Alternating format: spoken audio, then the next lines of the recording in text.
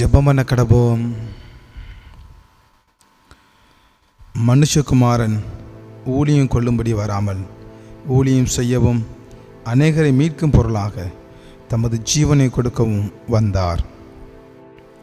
மகிமையும் மாட்சிமையும் நிறைந்த எங்கள் பரிசுத்த பிதாவே, நீ கிருபையாய் தந்த நல்ல இந்த நேரத்துக்காக நன்றி செலுத்துகிறோம்.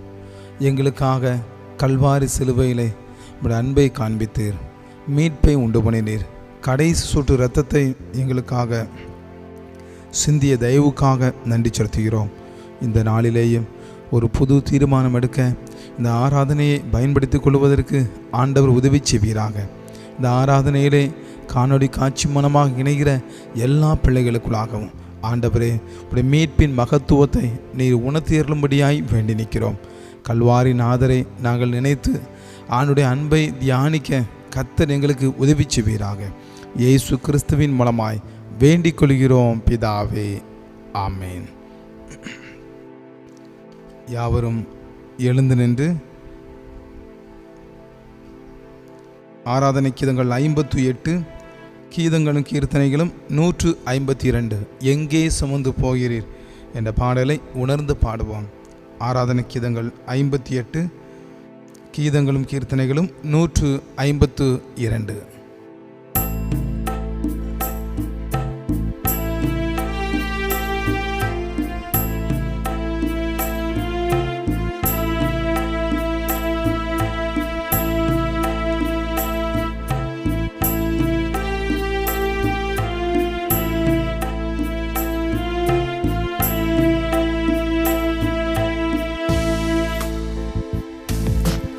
எங்கே சுமந்து போகிறே சிலுவையை நீர், எங்கே சுமந்து போகிறே,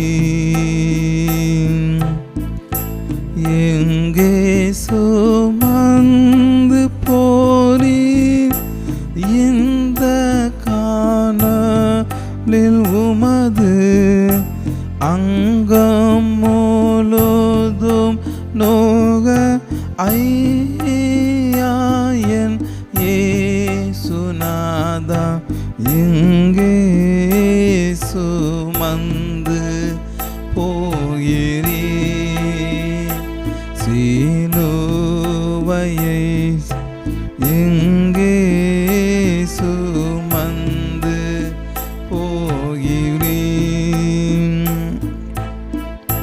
தோளில் பாரம் அழுத்த தூக்க பலம் இல்லாமல் தாளும் தத்தளிக்கவே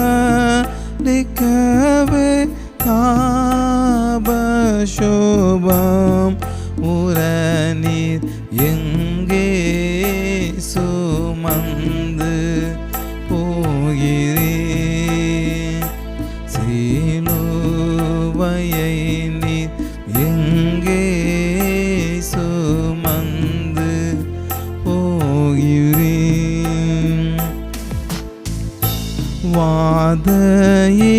வாதையினால் உடலும் வாடித்தவி உண்டாக பேதம் இல்லா சிமோனோ பின்னாக தாங்கி வர, எங்கே சுமந்து போகிறே சிலுவையை நீர், எங்கே சுமந்து போகிறே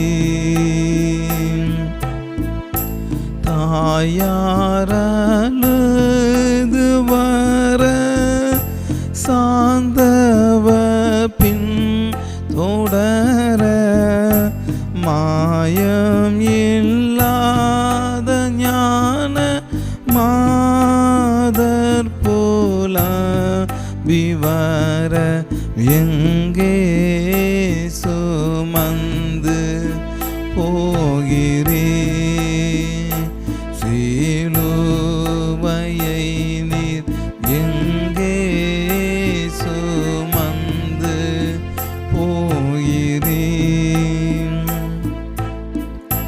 வல்ல பேயை கொல்லவும் மரணதனை வெல்லவும் எல்லை இல்லா பாவங்கள் எல்லாம் நாசமாகவும் எங்கே சுமந்து போகிறே சிலுவையை நீர் எங்கே சுமந்து போகிறே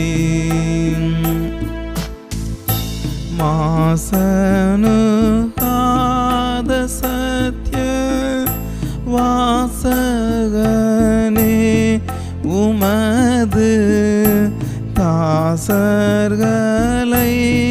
காக்கவும் தாங்க சுமையை எடுத்து எங்கே சுமந்து போகிறே சிலுவையை நீர் எங்கே சுமந்து போகிறே.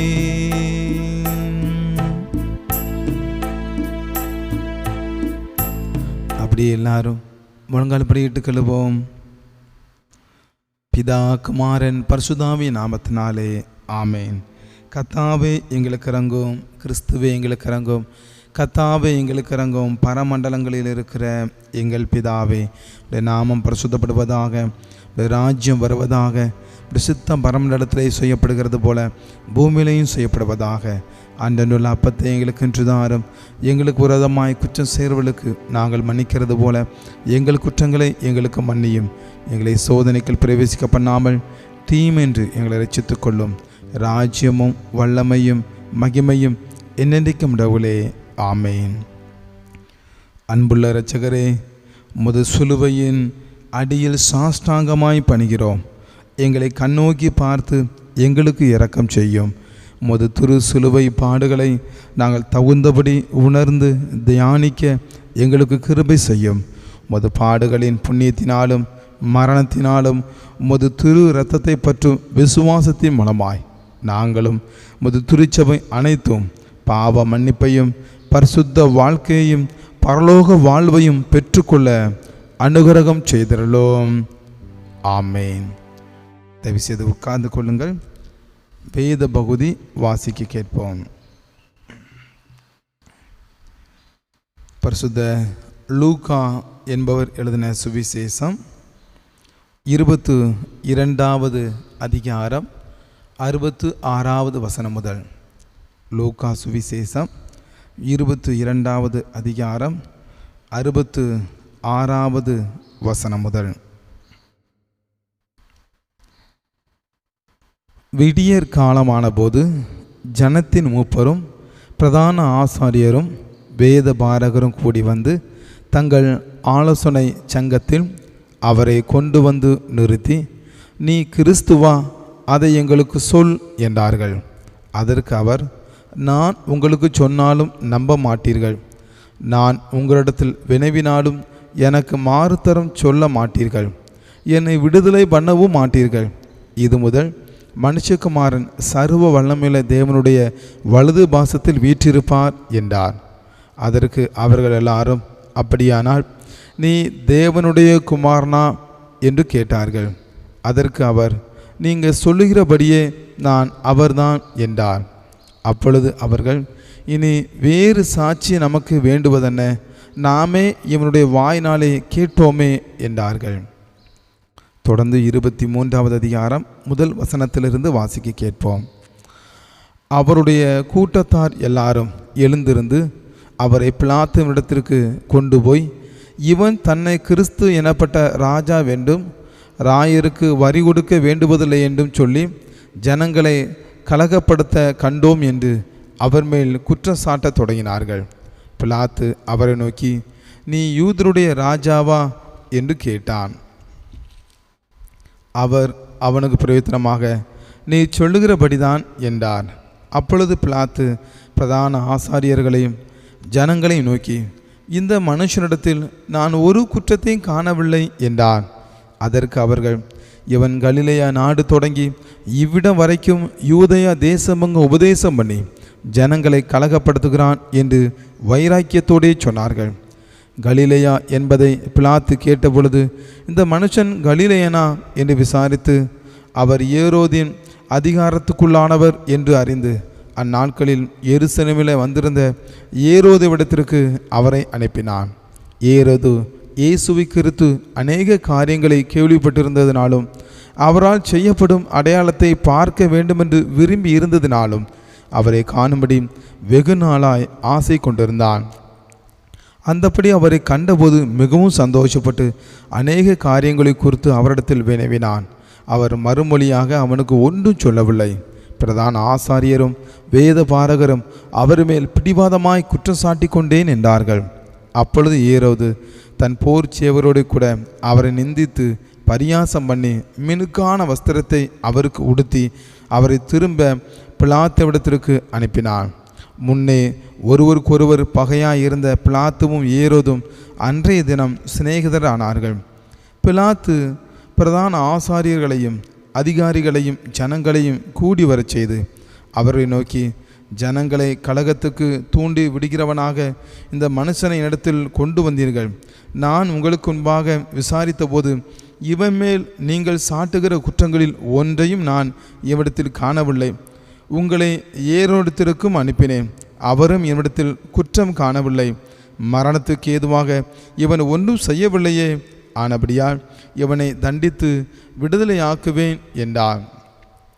பண்டிகை தோறும் அவர்களுக்கு ஒருவனை அவன் விடுதலை ஆக்குவது அவசியமாய் இருந்தபடியால் அப்படி சொன்னான்.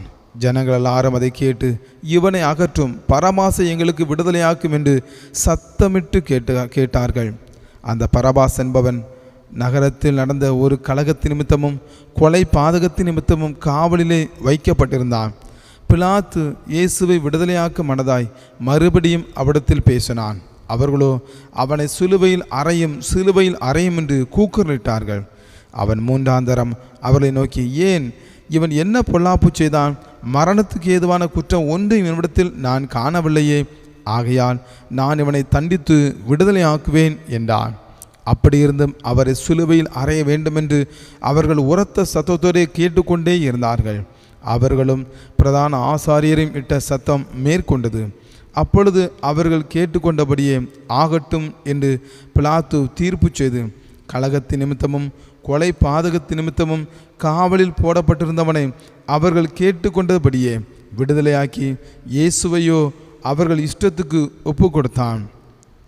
அவர்கள் இயேசுவை கொண்டு போகிற போது நாட்டிலிருந்து வருகிற சிரேனே ஊரானாகிய சீமோன் என்கிற ஒருவனை பிடித்து சிலுவையை அவர் பின்னே சுமந்து கொண்டு வரும்படி அதை அவன் மேல் வைத்தார்கள்.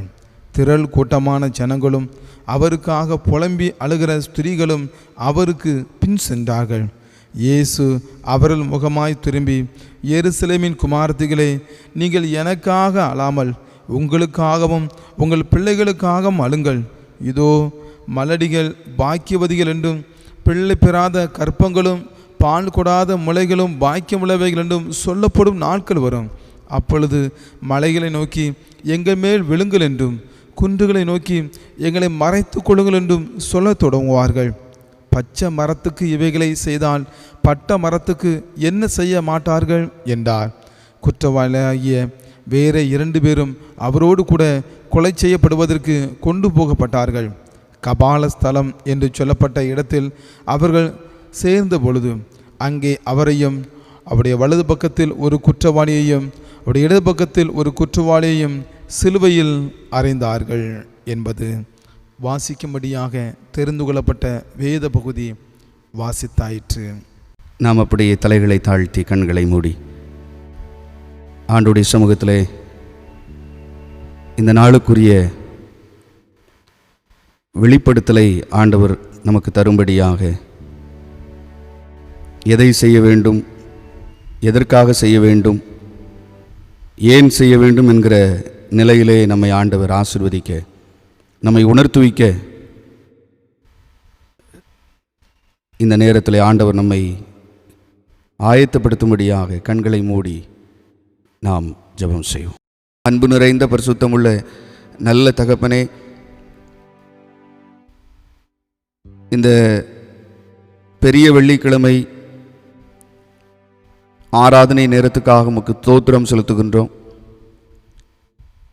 இந்த பெரிய வெள்ளிக்கிழமை நடந்த நிகழ்வுகளை ஒரு சிலவற்றை நாங்கள் சிந்திக்கவும் அதை குறித்து தெரிந்து கொள்ளவும்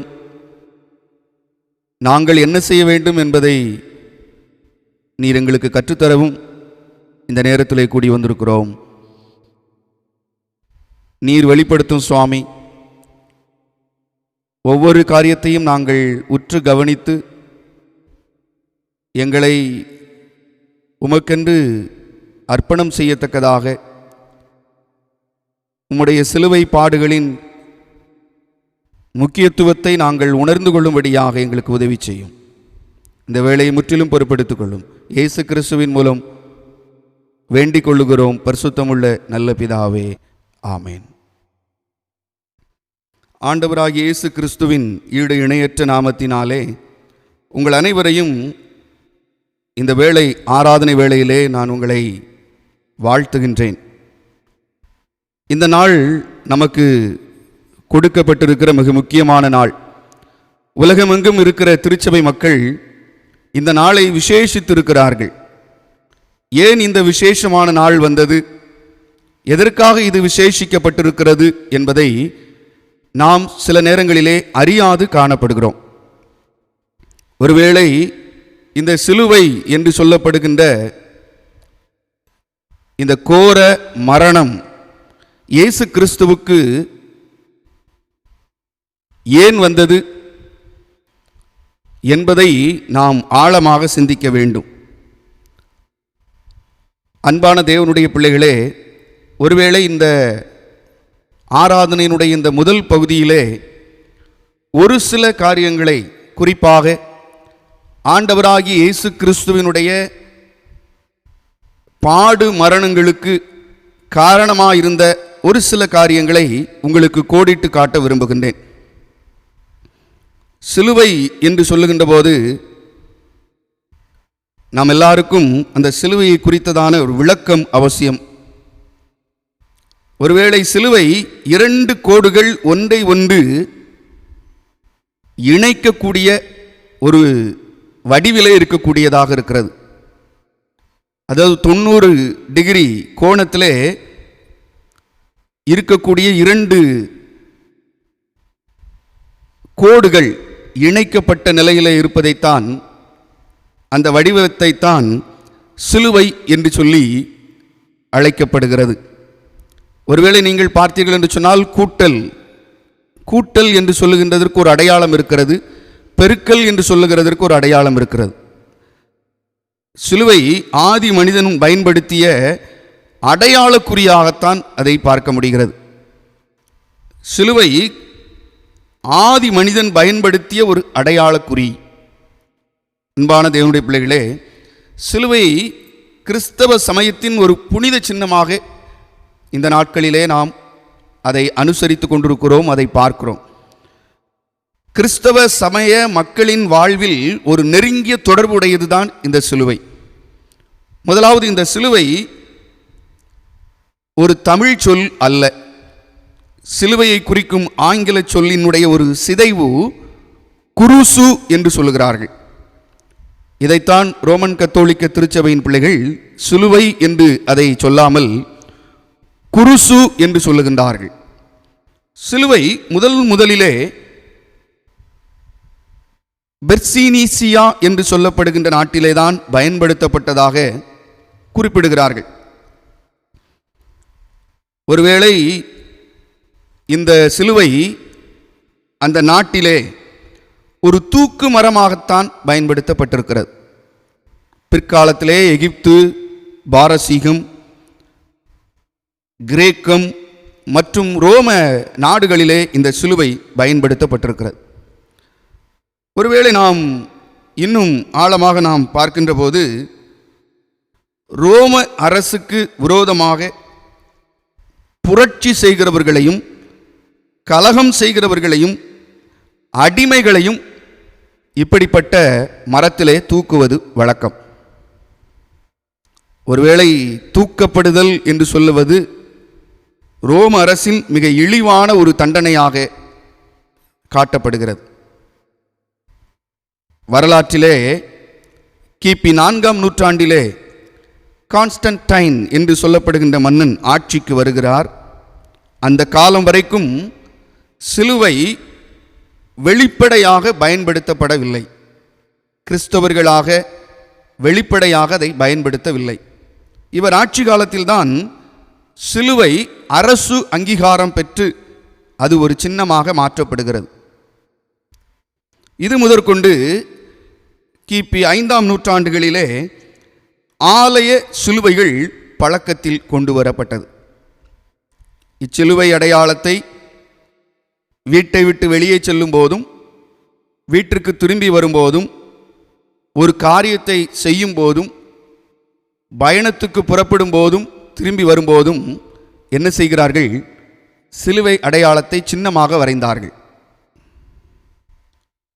அது மாத்திரமல்ல, இந்த சிலுவை சங்கிலியில் இணைத்து கழுத்தில் அணிந்து கொள்ளுகின்ற காலம் பழக்கம் கிபி 1690ஆம் ஆண்டு தான் வந்ததாக அறிஞர்கள் புத்தகத்தின் வழியாக நமக்கு தெரியப்படுத்துகிறார். முதலிலே இதை அணிந்தது யார்? டென்மார்க் தேசத்திலே அரசனாக இருந்த அரசனுடைய மனைவி முதலிலே சிலுவையை தன்னுடைய கழுத்திலே அவர்கள் அணிந்து கொண்டார்கள். இதைத்தான் பிற்காலத்திலே மருவி திருமாங்கல்யத்திலே சிலுவை சின்னத்தை மக்கள் அணிந்து கொள்ளுகின்றதை நாம் பார்க்கின்றோம். இந்த சிலுவையில் அறையப்பட்டவர்கள் என்று சொல்லப்படும் போது ஒரு பகிரங்கமான அல்லது தாங்கொண்ணாத துயரத்தை அவர்கள் அடைவார்கள். 2 காரியத்தை அவர்கள் அடைவார்கள். ஏனென்றால் இந்த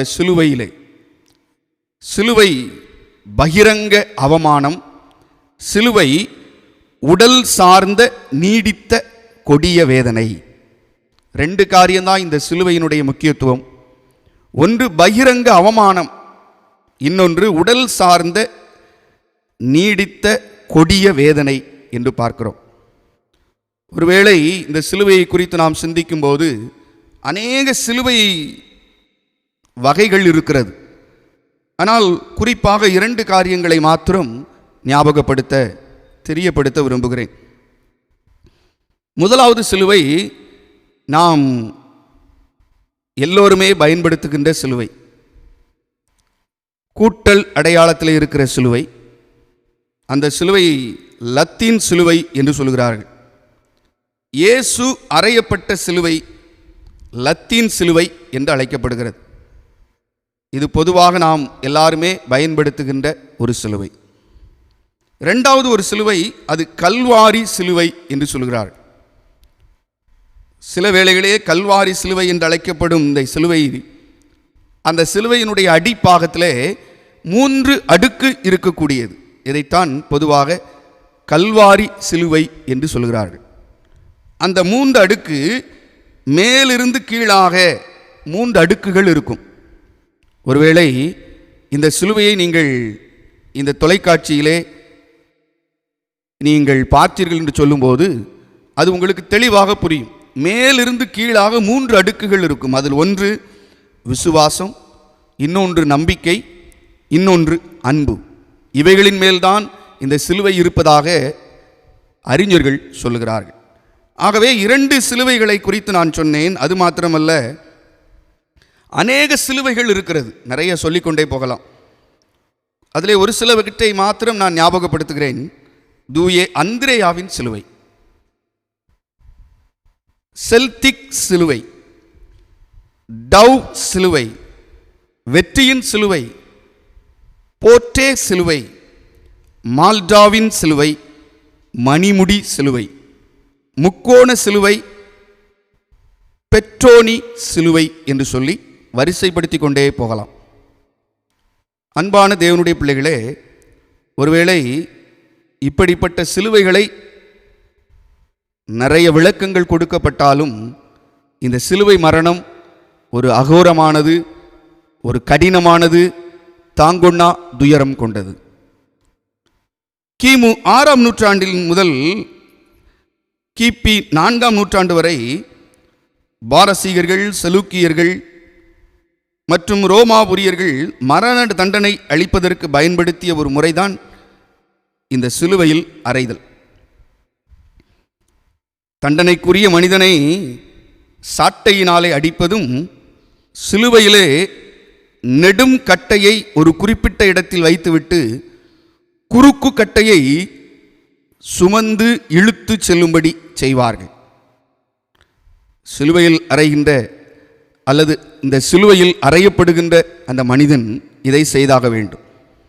ஆகவேதான் ஒரு கவிஞர், ஒரு கிறிஸ்தவ பாடல் கவிஞர் இப்படி எழுதுகிறார்: ஏறுகிறார் தள்ளாடி தவழ்ந்து களைப்போடு தன் குருசை சுமந்து கொல்கதா மலை மேல் நடந்து ஏறுகிறார் என்று சொல்கிறார். ஒருவேளை அந்த சிலுவை எப்படி நெடுங்கட்டை 9 to 12 அடி இருப்பதாக சொல்கிறார்கள். அது 9 அடி, அது 9 to 12 அடி உயரமாக இருக்கக்கூடிய நெடுங்கட்டை. 2.5 முதல் 3.5 மீட்டர் தூரம் உயரத்தில் இந்த நெடுக்கட்டையோடு அந்த குறுக்கு கட்டையை இணைத்து விடுவார்கள். குறுக்கு கட்டையில் கைகளையும் நெடுக்கட்டையில் கால்களின் 2 கால்களையும் கட்டிவிடுவார்கள் என்று எழுதியிருக்கிறார்கள். கிபி 337ஆம் ஆண்டு 1ஆம் கான்ஸ்டன்டைன் என்று சொல்லப்படுகின்ற மன்னன் கிறிஸ்தவ சமயத்திற்கு ஆண்டவரை பிரத்யட்சமாய் தன்னுடைய கனவிலே கண்டதாக, கடவுள் பேசினதாக அறியப்பட்டு மனம் மாற்றம் செய்யப்பட்ட 1ஆம் கான்ஸ்டன்டைன் கிறிஸ்தவ சமயத்திற்கு மாறின பிறகு இந்த சிலுவையில் அறைதல் அறவே நிறுத்தப்பட்டு விட்டது. ஓர் சிந்தனையை நாம் செய்ய வேண்டும். அறிவர் மோசஸ் மைக்கேல் ஃபாரடே என்ற தமிழ் ஆசிரியர் சிந்தனை வழி என்று சொல்லி ஒரு புத்தகத்தை எழுதினார். அதற்கு சரியாக சொல்ல வேண்டுமானால் சிலுவை வழி சிந்தனை என்று சொல்கிறார். இந்த புத்தகத்தில் சிலுவையின் செயல்களை தெளிவாக அவர் குறிப்பிட்டிருக்கின்றார். ஒருவேளை சிலுவையின் செயல்கள் என்ன, நம்மிடத்திலே கேட்டால் நாம் என்ன பதில் சொல்லுவோம் என்று தெரியவில்லை. அவர் சொல்லுகிறார், அலங்கார சின்னமா அடையாள சின்னமா என்று சொல்லுகிறார். கேள்வியை எழுப்புகிறார். அலங்கார சின்னமா அல்லது அடையாள சின்னமா? இந்நாட்களில் நாம் சிலுவையை பற்றி அதிகமாய் பேசுவதும் சிந்திப்பதும் உண்மைதான். ஆனால் நம் வாழ்வில் சிலுவையை என் நிலையில் வைத்துள்ளோம், எப்படி சிந்திக்கின்றோம்? சிலுவை ஓர் புனித சின்னம் என்று சொல்லுகிறோம். பக்தன் இப்படி சொல்லுகிறான்: அப்பா, என் தலைமுறையில் வாழ்வோருக்கு சிலுவை ஓர் அழகு சின்னம் தானே என்று சொல்லுகிற மக்கள் கூட்டம் உண்டு. ஆனால் டாக்டர் மோசஸ் மைக்கேல் ஃபாரடே என்கின்ற அந்த அறிவர் என்ன சொல்லுகின்றார்? சிலுவை கடவுளின் அன்பை தெரியப்படுத்துகிறது அல்லது அறிவிக்கின்றது என்று சொல்கிறார். கம்யூனிகேட்ஸ் காட்ஸ் லவ் என்று சொல்கிறார். அதைத்தான் சிலுவை செய்து கொண்டிருக்கிறது என்று சொல்லுகிறார். Cross is the pulpit of Jesus என்று சொல்லியும் அவர் சொல்லுகிறார். அப்படியானால் சிலுவை இயேசு கிறிஸ்துவினுடைய பிரசங்க பீடம் என்று சொல்கிறார். நீங்கள் வேதத்திலே வாசித்தீர்கள் என்று சொன்னால், ரோமருக்கு எழுதின நிருபம் 5ஆம் அதிகாரம் 7ஆம் வசனம் 8ஆம் வசனத்திலும், 1 யோவான் 4ஆம் அதிகாரம் 9-10 வசனங்களிலும் சுட்டி காட்டப்படுகிறது. ஒருவேளை சிலுவை அன்பை நமக்கு கொடுக்கக்கூடியது, கடவுளின் அன்பை நமக்கு தெரியப்படுத்தக்கூடியது என்பதை புரிந்து கொள்ள வேண்டும். ஒருவேளை நாம் நினைக்கலாம், அன்பு எப்படி வெளிப்படுத்தப்படும்? அன்பு எப்படி வெளிப்படுத்தப்பட முடியும்? You cannot love without giving என்று சொல்லுவார்கள். You cannot love without giving என்று சொல்லுவார்கள். ஒருவேளை கொடுக்காமல் எப்படி அன்பை வெளிப்படுத்த முடியும் என்று அவர் எழுதுகிறார். அப்படியானால் முதலாவது அங்கே பார்க்கிறோம், ஆண்டவராகிய இயேசு கிறிஸ்து சிலுவையிலே அவர் என்ன செய்கிறார்? தன்னை கொடுத்தார். அந்த அன்பைத்தான் அவர் வெளிப்படுத்துகிறார். சிலுவையிலே அவர் அன்பை வெளிப்படுத்துகிறார் என்று சொல்கிறார். ஒருவேளை அன்பு என்று சொல்லும்போது சாதாரணமாக எடுத்துக்கொள்ள முடியாது. எபேசியருக்கு எழுதின நிருபத்திலே அவர் சொல்லும்போது சொல்கிறார், எபேசியர் 5ஆம் அதிகாரம் 2ஆம் வசனத்திலேயும் அது தெளிவுபடுத்தப்படுகிறது. ஒரு அன்புடையவராக கிறிஸ்து இருப்பதை நாம் காண்கின்றோம். ஒருவேளை நாம் யோசித்து பார்க்கலாம், சிலுவையிலே ஆண்டவர் அறைந்தவுடனே அவருக்கு சலிப்பு வரவில்லை, வெறுப்பு வரவில்லை, ஆனால் மன்னிப்பு அவருக்கு வந்தது. ஏனென்றால் அன்புதான் சிலுவையினுடைய முதல் நிலையை இங்கே உணர்த்துகின்றது. விக்டர் ஹியூமோ என்று சொல்லப்படுகின்ற ஒரு அறிஞர் தன் தாயின் உயர்வினை விளக்க ஒரு சிறுகதை ஒன்றை எழுதினாராம். அதில் ஒரு மனிதன், ஒரு வாலிபன் தன் காதலியின் ஆசையை நிறைவேற்ற தனக்காகவே வாழ்ந்த, தன்னையே ஒவ்வொரு நாளும் நேசித்த தன்னுடைய தாயை வெட்டி கொன்று அவளுடைய இருதயத்தை எடுத்து தன் கைகளில் ஏந்தி வேகமாக தன்னுடைய காதலியின் இடத்திற்கு கொண்டு போகின்றான். ஆனால் போகின்ற வழி கரடு முரடான வழி. வேகமாக போய்கொண்டிருக்கிறான் தன்னுடைய காதலியினுடைய காரியத்தை நிறைவேற்ற வேண்டும் என்று. திடீரென்று ஒரு கல் அவனுடைய பாதங்களை தட்டி அவன் கீழே விழ நேர்கிறது. ஆனால் அவன் கரங்களிலே வைத்திருந்த அந்த தாயினுடைய இருதயம் அவனோடு பேசுகிறது.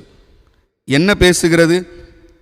பார்த்து போ மகனே, பத்திரமாக போ மகனே என்று பேசினதாம். இதை எதற்கு ஒப்புமைப்படுத்துகின்றார்? அன்பான தேவனுடைய பிள்ளைகளே, H.A. கிருஷ்ணபிள்ளை அவர்கள் அழகாக இதை குறித்து அவர் ஒரு பாடல் பாடியிருக்கின்றார். ஆண்டவருடைய அன்பு இந்த தாயுள்ள அன்பை விட மேலானது என்பதாக சொல்லுகிறார். தன்னறிய திருமேனி சதைப்புண்டு தவிப்பெய்தி பன்னறிய பலவாடு படும்போதும் பரிந்து எந்தாய் இன்னதென அருகிலார் தாம் செய்வது இவர் பிழையை மன்னியும் என்றிகழ்ந்து கனிவாய் மலர்ந்தார் தம் அருள் வள்ளல். தமிழ்த்தென்றல் திருவிக்க கூறும்போது அன்பு நெறி சிறந்ததென அகிலம் உணர்ந்து உய்ய ஆண்டவனே என்று எழுதுகின்றார். அப்படியானால் சிலுவை எதற்கு அடையாளம்? சிலுவை அலங்காரத்திற்கு அடையாளம் அல்ல என்று இந்த அறிஞர் கூறுகின்றார். அது எதற்கு அடையாளம்? அன்பிற்கு அடையாளம். இயேசு கிறிஸ்துவினுடைய அன்பிற்கு அடையாளமாக அவர் தெரியப்படுத்துகிறார். இரண்டாவதாக அவர் சொல்லுகின்ற காரியம், இந்த சிலுவை கம்யூனிகேட்ஸ் காட்ஸ் மெத்தட், கடவுளின் செயல்முறையை அது நமக்கு தெரியப்படுத்தும் என்று சொல்கிறார். கடவுளின் செயல்முறையை தெரியப்படுத்தும் என்று சொல்கிறார். ஒன்று, திருமலை பொழிந்தது சொல் மறையே, சிலுவை வழிந்தது செயல்முறையே என்று எழுதுகிறார். திருமலை மொழிந்தது என்று சொல்லும்போது ஆண்டவர் தன்னுடைய சீசர்களை அழைத்து மலையின் மீது ஏறினார். அங்கே உட்கார்ந்திருந்து அவர்களுக்கு போதனை செய்தார். அது திருமலை பொழிந்தது சொல் மறை. ஆனால் இங்கே சிலுவை வழிந்தது செயல்முறை. ஆண்டவர் அப்படியே செய்து காட்டுகின்றவராக இருக்கின்றார். ஆகவேதான் சாது சுந்தர் சிங் என்று சொல்லப்படுகிற ஒரு மிகப்பெரிய தேவனுடைய ஊழியக்காரர், இந்தியாவின் அப்போஸ்தலன் என்று சொல்லி எல்லாரும் அவரை அழைத்தார்கள். ஆனால் அவர் என்ன சொன்னார் தெரியுமா? லவ்வர் ஆஃப் கிராஸ் என்று சொல்கிறார். அவர் தன்னை அழைத்துக் கொள்ளுகின்ற விதம் என்ன? லவ்வர் ஆஃப் கிராஸ் என்று சொல்லி. ஆனால் நாமோ இந்நாட்களில் லவ்வர்ஸ் ஆஃப் கிரவுன் ஆக காணப்பட்டு கொண்டிருக்கிறோம். சிங்காசன நேசர்களாக காணப்பட்டு கொண்டிருக்கிறோம். ஒரு மிகப்பெரிய தேவனுடைய ஊழியக்காரனாகிய சாது சுந்தர் சிங் சொன்னார், லவ்வர் ஆஃப் கிராஸ் என்று சொல்லி. நான் சிலுவையினுடைய சிநேகிதன் என்று சொன்னான்.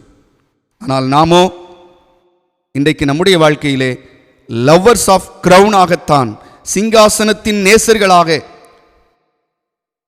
நாம் காணப்பட்டு கொண்டிருக்கிறோம். அன்பான தேவனுடைய பிள்ளைகளே, அப்படியானால் இந்த சிலுவை அன்பை மாத்திரமல்ல, இந்த சிலுவை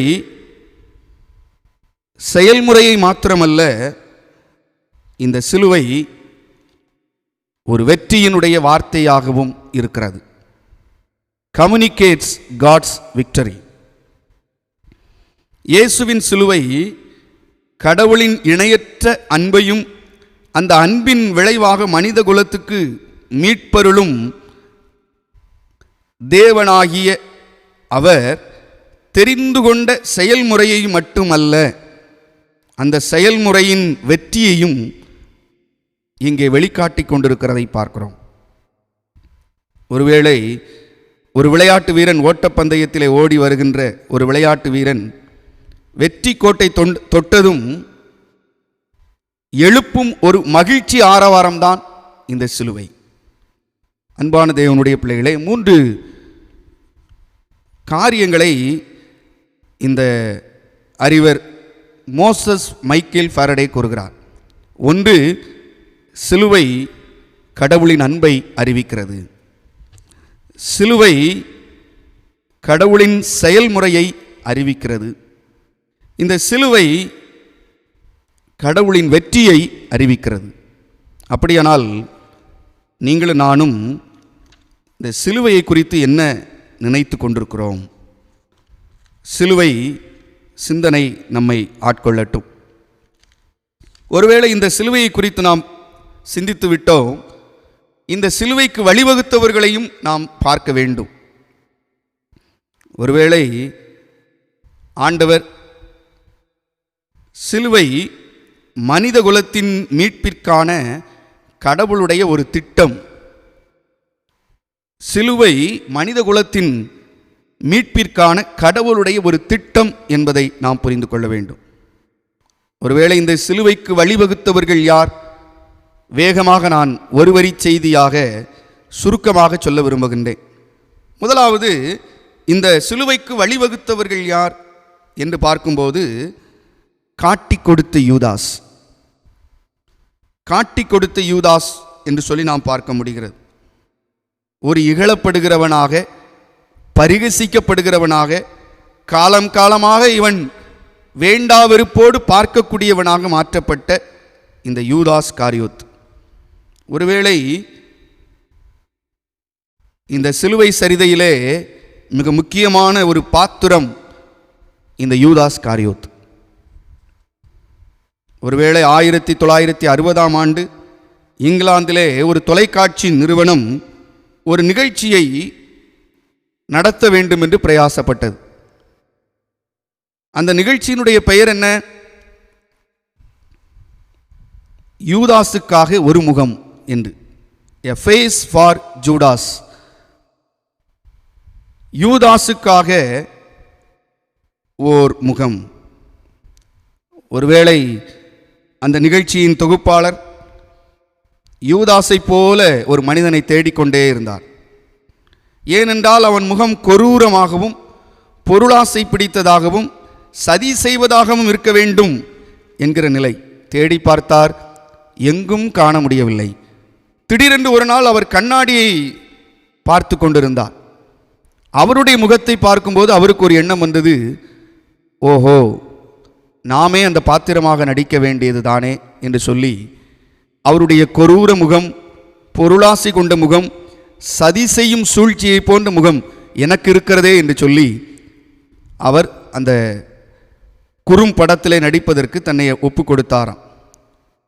அன்பான தேவ பிள்ளைகளே, ஒருவேளை நாம் எல்லாரிலும் கொஞ்சம் யூதாஸ் இருக்கிறான். யூதாஸுக்குள் நாம் கொஞ்சம் இருக்கிறோம். நாம் ஒரு கேள்வி கேட்டு பார்க்க வேண்டும்.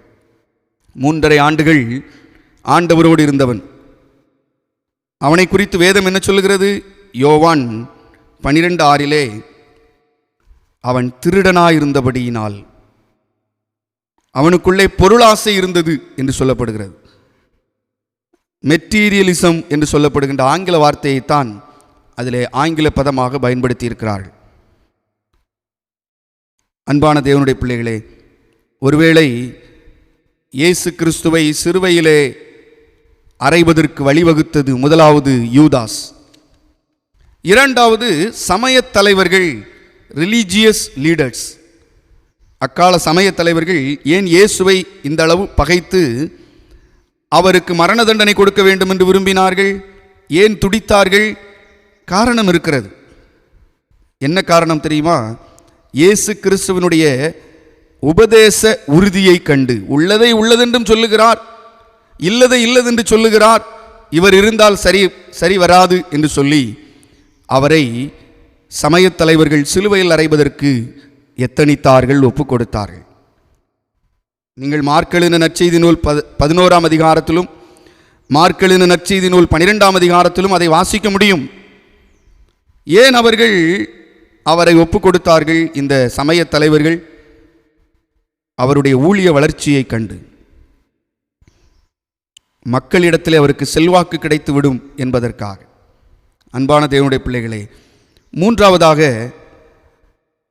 இயேசுவை சிலுவைக்கு நேராக ஒப்பு கொடுத்தது பிலாத்து. இந்த பிலாத்து இயேசு கிறிஸ்துவை சிலுவைக்கு நேராக ஒப்பு கொடுத்தான். ஆண்டவர் ஒரு குற்றமும் செய்யவில்லை என்பதை அறிந்திருந்தவனாக இருந்தாலும் அவன் தீர்ப்புக்கு ஒப்பு கொடுத்தான். மத்தேயு 27ஆம் அதிகாரம் 17லும் யோவான் 19ஆம் அதிகாரம் 5ஆம் 6ஆம் வசனங்களிலும் நாம் பார்க்க முடிகிறது. ஆனால் தள்ளுபடி ஆகமத்திலே ஆக்ட்ஸ் ஆஃப் பிலாத்து என்று சொல்லப்படுகின்ற நூலிலே ஒரு வரி இப்படி வருகிறது: அவரிடம் ஒரு குற்றமும் காணவில்லை என்று நான் அறிந்த பிறகும் அவருக்கு மரண தண்டனை தீர்ப்பு கொடுத்தேன் என்று எழுதப்பட்டிருக்கிறது. ஆக்ட்ஸ் ஆஃப் பிலாத்து என்கிற புத்தகத்திலே. இத்தனையும் செய்த பிறகு இந்த பிலாத்து என்ன செய்கின்றான்? ஒரு பாவமும் செய்யாதது போல எனக்கு இந்த பாவத்திலே பங்கு இல்லை என்று சொல்லி தன்னுடைய கைகளை அவன் கழுவுகின்றதை நாம் பார்க்கிறோம். மத்தேயு 27ஆம் அதிகாரம் 24வது வசனத்திலே சொல்லப்படுகிறது. காரணம் என்ன? ஏன் இந்த பிலாத்து இப்படி இயேசுவை சிலுவைக்கு ஒப்பு கொடுத்தான்? காரணம் சுயநலம். சுயநலத்தின் மொத்த வடிவம். மார்க்கு நற்செய்தி நூல் 15:15, லூக்கா 23, 24, 25 மற்றவர்களை பிரியப்படுத்துவதற்கு, குறிப்பாக தன்னுடைய மனைவியை பிரியப்படுத்துவதற்கும் என்று அந்த குறிப்பிலே எழுதியிருக்கிறார். காரணம் என்ன தெரியுமா? அவனுடைய மனைவி பெயர் கிளாடியா பிரெகுலா. சில வரலாற்று ஆசிரியர்கள் சில உண்மைகளை அவர்கள் கூறியிருக்கிறார்கள். இந்த கிளாடியா என்று சொல்லப்படுகின்ற பிலாத்துவினுடைய மனைவி திபேரி ராயனுடைய 3வது மனைவிக்கு பிறந்த அவனுடைய முறையற்ற மகள் என்று சொல்லப்படுகிறது. அதாவது இல்லீகல் டாட்டர் என்று சொல்லுவார்கள். ஒருவேளை 3வது மனைவியாகிய அவளுக்கு பிறந்த அந்த குழந்தையை, அந்த பிள்ளையைத்தான் பிலாத்து திருமணம் செய்திருந்தார். ஏனென்றால் அவள் யாருக்கு உறவினர்? அகஸ்டஸ் சீசர் என்று சொல்லி அழைக்கப்படுகிற மிகப்பெரிய ராஜ பரம்பரையை சார்ந்த அகஸ்டஸ் சீசருக்கு ஒரு பேத்தியாக அவள் உறவு முறை வருகிறது. இத்தகைய அரச குடும்பத்தின் தொடர்பில்தான் பிலாத்துவுக்கு இந்த ஆளுநர் பதவியே கிடைத்தது. அன்பானவர்களே, அரசியலுக்கும் உண்மைக்கும் இடையே நடந்த ஒரு போர் என்று சொல்லி இந்த பிலாத்து பற்றிய புத்தகத்திலே எழுதியிருக்கிறார். ஒருவேளை இந்த பிலாத்துவை பற்றி நாம் பார்க்கும்போது, ஏன் அவன் இப்படி செய்தான், எதற்காக அப்படி செய்ய வேண்டும், உண்மைக்கு குரல் கொடுக்காமல் சுயநலத்துக்காக இயேசுவை ஒப்பு கொடுத்து விட்டான். காரணம், யோவான் எழுதின நற்செய்தி நூல் 19ஆம் அதிகாரம் 8வது வாக்கியத்திலே பயம். பிலாத்து இந்த வார்த்தையை கேட்டபோது அதிகமாய் பயந்தான். தன் இயல்பு இழந்து போய் ஒப்பு கொடுத்தான். தடுமாறினான் என்று சொல்வதற்கும் அநேக விளக்கங்கள் வேதத்திலே இருக்கிறது. ஏனென்றால் யோவான் எழுதின நற்செய்தி நூல் 18ஆம் அதிகாரம் 29வது வசனம், 33வது வசனம், 38வது வசனத்திலேயும், யோவான் 19ஆம் அதிகாரம் 4வது வசனம், 9வது வசனம், 13வது வசனத்திலே நீங்கள் வாசித்து பார்த்தால், பிலாத்து மறுபடியும் வெளியே வந்து நின்று என்ன செய்வதென்று அவன் தெரியாமல் தடுமாற்றம் அடைந்தவனாக இயேசுவை ஒப்பு கொடுத்தான். ஒருவேளை நீங்கள் யோசித்து பாருங்கள், சுயநீதி, செல்ஃப் ஜஸ்டிஃபிகேஷன், தன்னை நீதிமான் என்று காண்பித்துக் கொள்வதற்கு அவன் இதை செய்தான் என்று சொல்லப்படுகிறது. கவிஞர் கிருஷ்ணபிள்ளை தன் பாடலிலே இந்த பிலாத்துவை பார்த்து நகையாடுகிறார். என்ன சொல்லுகிறார்?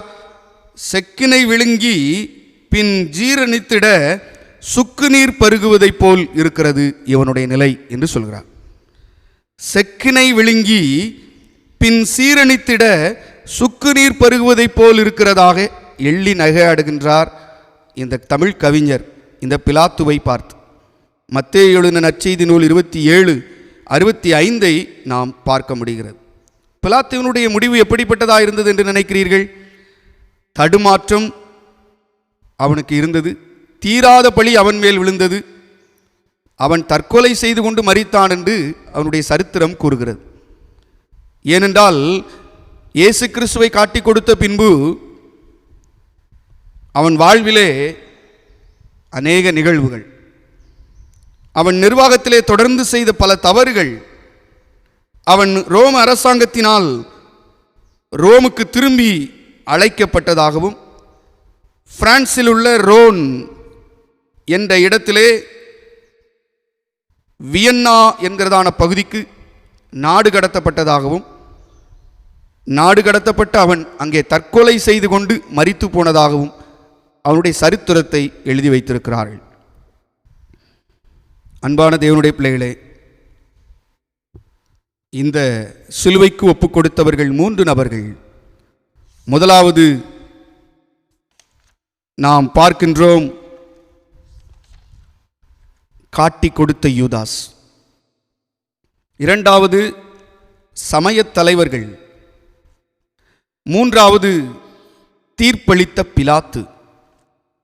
ஆகவேதான் ஒரு பக்தன் இப்படி பாடுகிறார்: கன்னத்தில்லவன் ஓங்கி அறைய சின்ன பிள்ளை போல் ஏங்கி நின்றார் அந்த பிலாத்து கையை கழுவி ஆண்டவரை அனுப்புகிறார், ஏறுகிறார். தள்ளாடி தவழ்ந்து களை போடு, இயேசு குருசை சுமந்து கொல்கதா மலை மேல் நடந்து ஏறுகிறார்.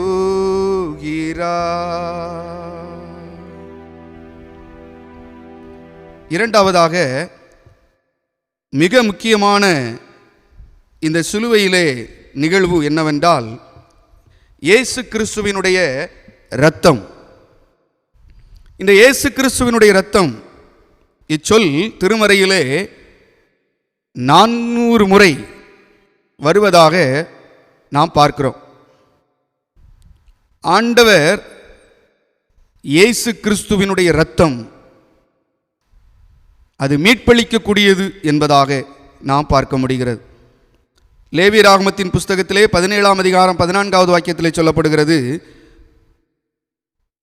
உதிரமே எல்லா ஊனுக்கும் உயிர் என்று சொல்லப்படுகிறது. ஒருவேளை எசேக்கியேல் 18ஆம் அதிகாரம் 4வது வசனம் 20வது வசனத்திலே பாவ ஈடேற்றுக்கென்று உதிரம் சிந்தப்பட வேண்டியது அவசியம் என்று எழுதுகிறார். எபிரேயர் 9ஆம் அதிகாரம் 23வது வசனத்திலே இரத்தம் சிந்துதல் இல்லாமல் பாவ மன்னிப்பு இல்லை என்று எழுதுகிறார். ஒருவேளை பழைய ஏற்பாட்டு புஸ்தகத்திலேயும் யாத்ராகமத்தின் புஸ்தகம் 24ஆம் அதிகாரத்திலே 1 முதல் 8 வாக்கியங்களை நீங்கள் வாசித்தால் இஸ்ரவேல் ஜனங்கள் ஆண்டவர் செய்த உடன்படிக்கை முத்திரையாக உதிரத்தை அங்கே பூசிக்கொண்டார்கள். முத்திரையாக உதிரத்தை அடையாளமாக போடப்பட்டது என்று பார்க்கிறோம். அது மாத்திரமல்ல, இயேசு கிறிஸ்துவின் திருரத்தம் பாவத்திற்கு, அந்த பழிக்கு ஈடான ஒன்று. 1 யோவான் 1ஆம் அதிகாரம் 7ஆம் வசனத்திலும் 1 பேதுருவின் புஸ்தகம் 1ஆம் அதிகாரம் 19வது வசனத்திலேயும் சொல்லப்படுகிறது. ஏனென்றால் இயேசு கிறிஸ்துவின் இரத்தம் சகல பாவங்களையும் நீக்கி நம்மை சுத்திகரிக்கும் என்று சொல்லி வேதத்திலே பார்க்கிறோம். மத்தேயு 26:28 பாவ மன்னிப்பு உண்டாகும் என்று சொல்லப்படுகிறது. எபிரேயர் 10:20 தைரியப்படுத்தும் இரத்தம் என்று சொல்லப்படுகிறது. 1 பேதுரு 1:19 மீட்டெடுக்கும் இரத்தம் என்று சொல்லப்படுகிறது. 1 யோவான் 1:7 கழுவி பரிசுத்தப்படுத்தும் இரத்தம் என்று சொல்லப்படுகிறது. எபேசியர் 1:7 கிருபையின் ஐஸ்வர்யத்தை தருகின்றது இந்த இரத்தம் என்று சொல்லப்படுகிறது. ரோமர் 5:9 நீதிமானாக்கும் இரத்தம் என்று சொல்லப்படுகிறது. எபிரேயர் 13:12 ஒப்புரவாக்கும் இரத்தம் என்று சொல்லப்படுகிறது. லூக்கா 22:20 இது உடன்படிக்கையின் இரத்தம் என்று சொல்லி ஆண்டவர் சொல்கிறார். கடைசியாக பிரியமானவர்களே, இயேசு கிறிஸ்து இரத்தம் சிந்தின முக்கியமான இடங்களை மாத்திரம் நான் சுட்டிக்காட்டி நிறைவு செய்ய விரும்புகிறேன். ஏசாயா 53ஆம் அதிகாரம் 10வது வாக்கியத்திலே முதலாவது இயேசு கிறிஸ்து இரத்தம் சிந்தின முதலாவது இடம் கெத்சமனே. கெத்சமனே என்றால் அறையப்படுதல், நொறுக்கப்படுதல், பிழிந்தெடுக்கப்படுதல். யாத்ராகமத்தின் புஸ்தகம் 27ஆம் அதிகாரம் 20வது வசனம். இன்னும் நீங்கள் புதிய ஏற்பாட்டிலே மார்க் எழுதின நற்செய்தி நூல் 14ஆம் அதிகாரத்திலே நீங்கள் வாசிக்கும் போது கெத்சமனே தோட்டத்திலே இயேசு அவர் கதறி அழுது ஜெபம் பண்ணுகிறார். இரத்தத்தின் பெருந்துளிகள் வந்ததாக வாசிக்கின்றோம். அன்பான தேவனுடைய பிள்ளைகளே, அதைத்தான் என்ன சொல்லுகிறார்கள்? டெஸ்டினேஷன் என்று சொல்கிறார்கள். ஆங்கிலத்தில் டெஸ்டினேஷன். அப்படியானால் முன்னரே தீர்மானிக்கப்பட்ட ஒரு நிலை, அல்லது நியமனம் செய்யப்பட்ட ஒரு நோக்கத்திற்காக நியமனம் செய்யப்பட்ட ஒரு காரியம். இன்னொன்று, ஒருவர் பயணம் செய்யும் இடம், லக்கு, அதை அடைந்தே தீரும் இடம் என்று சொல்கிறார். எதற்காக இதை சொல்லப்பட்டிருக்கிறது? ஆண்டவராகிய இயேசு கிறிஸ்து முதலிலே அவருடைய இரத்தம் கெத்சமனே தோட்டத்திலே சிந்தப்பட்டது. ஏனென்றால் பெரும் மனப்போராட்டம், ஒரு ஆன்மீக துக்கம் அவரை நெருக்கிற்று. இரண்டாவதாக அவருடைய இரத்தம் சிந்தப்பட்ட ஒரு நிலை எதிலே வருகிறது? கேட் ஓ 9 டைல்ஸ் என்று சொல்லுவார்கள். ஒரு சாட்டையை பயன்படுத்துவார்கள். ஒரு சாட்டையிலே 9 கயிறுகள் தொங்கும். அந்த 9 கயிறுகளிலும் 9 கொக்கிகள் இருக்கும். அந்த 9 கயிறுகளும் ஒரே சாட்டையிலே இணைக்கப்பட்டிருக்கும். கேட் ஓ 9 டைல்ஸ் என்று சொல்கிறார்கள். ரோம சட்ட புத்தகத்திலே யூதர்களின் மத்தியிலே ரோம சட்டம் 38 சொல்லப்பட்டிருக்கிறது. என்னவென்றால், ஒரு மனிதன் தவறு செய்யும்போது அவனுக்கு தண்டனை கொடுப்பதற்காக அவர்கள் பயன்படுத்தின ஒரு சாட்டை. 9 கொக்கிகள் கொண்டது. ஒரு கொக்கி ஒரு தடவை அடிக்கும்போது சதைகளை பீத்து கொண்டு வெளியே வரும். ஆகவேதான் ஏசாயா தீர்க்கதரிசி சொல்லும் போதும் படைசால் உழுகிறது போல என்று சொல்லுகிறார். அப்படியானால் இரண்டாவது இயேசு கிறிஸ்துவனுடைய சரீரமும் இரத்தமும் பிக்கப்பட்டது இந்த சாட்டையின் மூலமாக. மூன்றாவதாக இயேசு கிறிஸ்துவினுடைய தலையிலே சூடப்பட்ட முட்கிரீடம். ஒரு அறிஞர் சொல்லுகிறார், ஜெனித் என்று சொல்லப்படுகின்ற ரோம நாட்டிலே உள்ள ஒரு முள். இந்த முள் அதனுடைய நீளம் 9 இன்ச் அளவிலே இருக்குமா. அதைத்தான் கிரவுன் ஆஃப் த்ரோஸ் என்று சொல்லுகிறார்கள். கிறிஸ்துவினுடைய முள் என்றும் சொல்லுகிறார்கள். ஒருவேளை இந்த முள் செடியினுடைய நீளம், அதனுடைய தண்டினுடைய நீளம் கிட்டத்தட்ட 7 அடி உயரமாக இருக்குமா. இதிலே இந்த முள் ஒரு மனிதனுடைய கையிலே படும்போது கூட அது அவனுக்கு என்ன செய்யும்? சரீரத்தை வேதனைப்படுத்தும் என்று சொல்லப்படுகிறது. சரீரத்தை அது வேதனைப்படுத்தக்கூடிய ஒன்று. ஏனென்றால் அதிலிருந்து ஒரு வெள்ளை பால் ஒன்று வரும். அது ஒரு விஷத்தை கொடுக்கக்கூடிய ஒரு விஷத்தன்மை உடையது. தோலிலோ அல்லது கண்ணிலோ பட்டுவிட்டால் எரிய ஆரம்பித்து விடும், காந்த ஆரம்பித்து விடுமாம். அவ்வளவு கொடூரமானது. அப்படிப்பட்ட ஒரு முள்முடியை கிட்டத்தட்ட 9 இன்ச் இருக்கக்கூடிய அந்த முள் அவருடைய சிரசிலே வைத்து அடிக்கப்பட்டது. அது நேரடியாக அவருடைய தலையினுடைய ஒவ்வொரு பகுதியிலும் சூழ அது இறங்கி அவரை வேதனைப்படுத்தியது. அன்பானவர்களே, மூன்றாவதாக நாம் பார்த்தோம் அவருடைய முள்முடி. நான்காவதாக சில அறிஞர்கள் சொல்லுகிறார்கள், எந்த விளக்கங்களும் இல்லாவிட்டாலும் அவருடைய கரங்களிலே ஆணிகள், கால்களிலே ஆணிகள் என்று சொல்கிறார். பொதுவாக அதற்கு வேதத்திலும் மற்ற எந்த இடத்திலும் அதிகாரமாக ஒரு விளக்கங்கள் கொடுக்கப்படவில்லை. என்ன செய்வார்கள்? குறுக்கு சட்டத்திலே 2 கரங்களையும் பிடித்து கட்டி விடுவார்கள், நெடுக்கு சட்டத்திலே அவருடைய கால்கள் 2ஐயும் கட்டி விடுவார்கள் என்றுதான் அந்த நாட்களிலே செய்யப்பட்டதை எழுதியிருக்கிறார்கள். ஆனால் அநேக தீர்க்க தரிசன அறிஞர்கள், நம்முடைய மூதாதையர்கள் எழுதி வைத்திருக்கிறார்கள், அவருடைய கரங்களிலே ஆணிகள் கடாவப்பட்டவர், கால்களிலே ஆணிகள் கடாவப்பட்டவர் என்று எழுதியிருக்கிறார்கள். இயேசு கிறிஸ்து தன்னுடைய கைகளிலே கால்களிலே ஆணிகள் கடாவப்பட்டவராக அவர் இரத்தத்தை சிந்துகிறார். கடைசியாக அவருடைய விழாவிலே ஒருவன் குத்துகிறான். இயேசு கிறிஸ்துனுடைய விழாவிலே ஒருவன் குத்துகிறான். அவர் உயிரோடு இருக்கிறாரா இல்லையா என்று சொல்லி பார்ப்பதற்காக அங்கே குத்துகிறான். என்ன நடக்கிறது? ஈட்டியின் மூலமாய் விழா பகுதியிலே குத்தினால் இயேசு கிறிஸ்துனுடைய இருதயத்தை அது பிளந்தது. ஆகவேதான் இரத்தமும் ஜலமும் வந்ததாக பார்க்கிறோம். பெரிகார்டியம் என்று சொல்லப்படுகின்ற இருதயத்தினுடைய உரையை தாண்டி அந்த ஈட்டி கடந்து போனதினால தான் இரத்தமும் தண்ணீரும் வந்ததாக, இரத்தமும் தண்ணீரும் கலந்து வந்ததாக நாம் பார்க்கிறோம். ஒருவேளை இயேசு கிறிஸ்துனுடைய இருதயம்தான் ஒரு மனிதனுடைய வாழ்க்கையிலே மிக முக்கியமானது.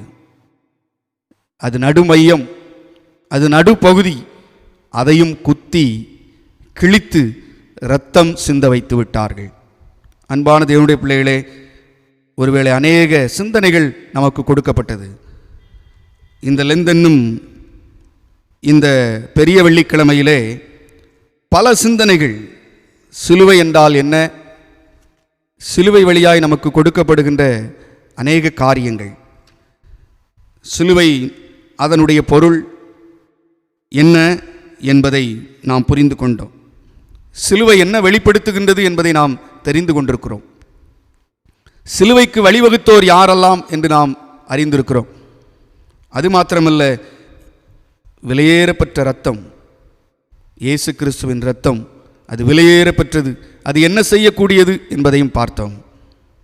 இயேசு கிறிஸ்து சிந்தின இரத்தம், அவர் பட்ட வேதனைகள் எவ்வளவாய் நமக்காக பட்டிருக்கிறார் என்பதையும் அறிந்து கொண்டோம்.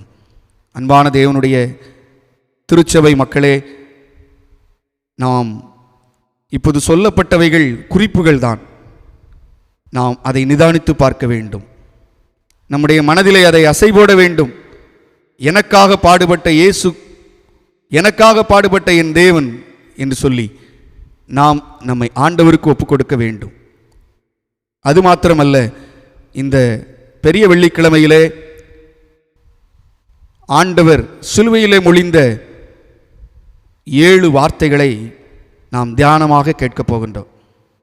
ஒருவேளை இதை மனதிலே கொண்டவாறு, இந்த சிந்தனை உடையவாறு நாம் 7 வார்த்தைகளையும் நாம் சிந்திக்கும்போது உண்மையிலேயே இந்த பெரிய வெள்ளிக்கிழமை நமக்கு ஒரு கிருபையின் நாளாக, ஆசீர்வாதத்தின் நாளாக, நம்மை நடத்துகின்ற, நம்மை மேன்மைப்படுத்துகின்ற, நம்மை புதுப்பிக்கின்ற, நாமே ஆண்டவருக்கு நம்மை அர்ப்பணிக்கின்ற ஒரு நாளாக அது காணப்படும். ஆகவே நாம் ஆயத்தப்படுவோம். ஆண்டவருடைய செய்தியை கேட்டு ஆண்டவருக்கு நம்மை அர்ப்பணம் செய்வோம். கண்களை மூடி ஜெபம் செய்வோம். பரிசுத்தமுள்ள நல்ல ஆண்டவரே, சில சிந்தனைகளை நாங்கள் சிந்தித்தோம். இயேசு கிறிஸ்துவினுடைய இரத்தம், இயேசு கிறிஸ்து சிலுவையிலே சுமந்த பாடுகள், கஷ்டங்கள் எல்லாவற்றையும் சிந்தித்திருக்கின்ற நாங்கள் ஒரு விசை நாங்கள் நிதானித்து பார்க்கவும், அந்த சிந்தனையிலே நாங்கள் 7 வார்த்தைகளையும் நாங்கள் தியானிக்கவும் சிந்திக்கவும் எங்களுக்கு உதவி செய்யும். உம்முடைய மகன் மூலமாய், உம்முடைய திருவார்த்தைகளை சொல்ல இருக்கின்ற உம்முடைய மகன் மூலமாய் எங்களோடு பேசும். உம்முடைய வார்த்தைகளுக்கு கீழ்ப்படியே எங்களுக்கு அருள் தாரும். இயேசு கிறிஸ்துவின் மூலமாய் வேண்டிக் கொள்ளுகிறோம் பிதாவே, ஆமென்.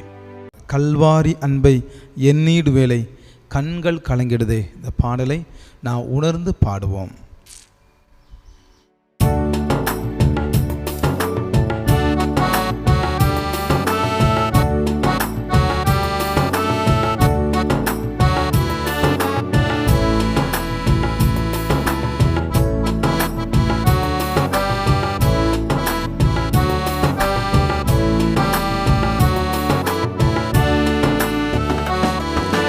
கல்வாரி அன்பை எண்ணிடும் வேலை கண்கள் கலங்கிடுதே.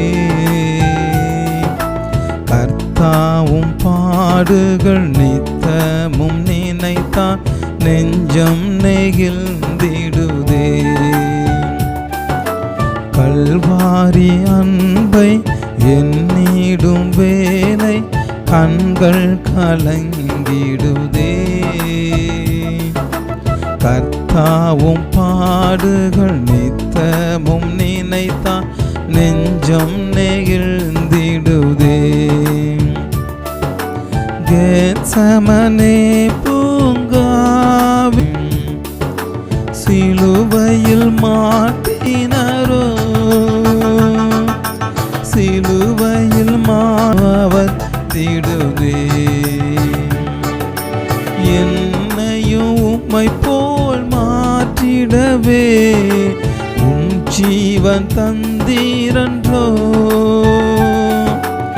என்னையும் உம்மை போல் மாற்றிடவே உன் ஜீவன் தந்தீரன்றோ.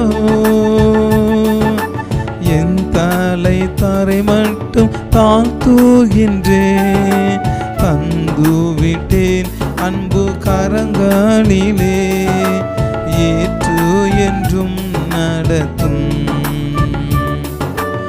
ஏற்று என்றும் நடத்தும். கல்வாரி அன்பை எண்ணிடும் வேலை கண்கள் கலங்கிடுதே. கர்த்தாவும் பாடுகள் மித்தமும் நினைத்தான் நெஞ்சம் நெகிழ்ந்திடுதே. கல்வாரி அன்பை எண்ணிடும் வேலை கண்கள் கலங்கிடுதே. கர்த்தாவும் பாடுகள் நித்தமும் நினைத்தான் நெஞ்சம் நெகிழ்ந்திடுதே, நெஞ்சம் நெகிழ்ந்திடுதே, நெஞ்சம் நெகிழ்ந்திடுதே.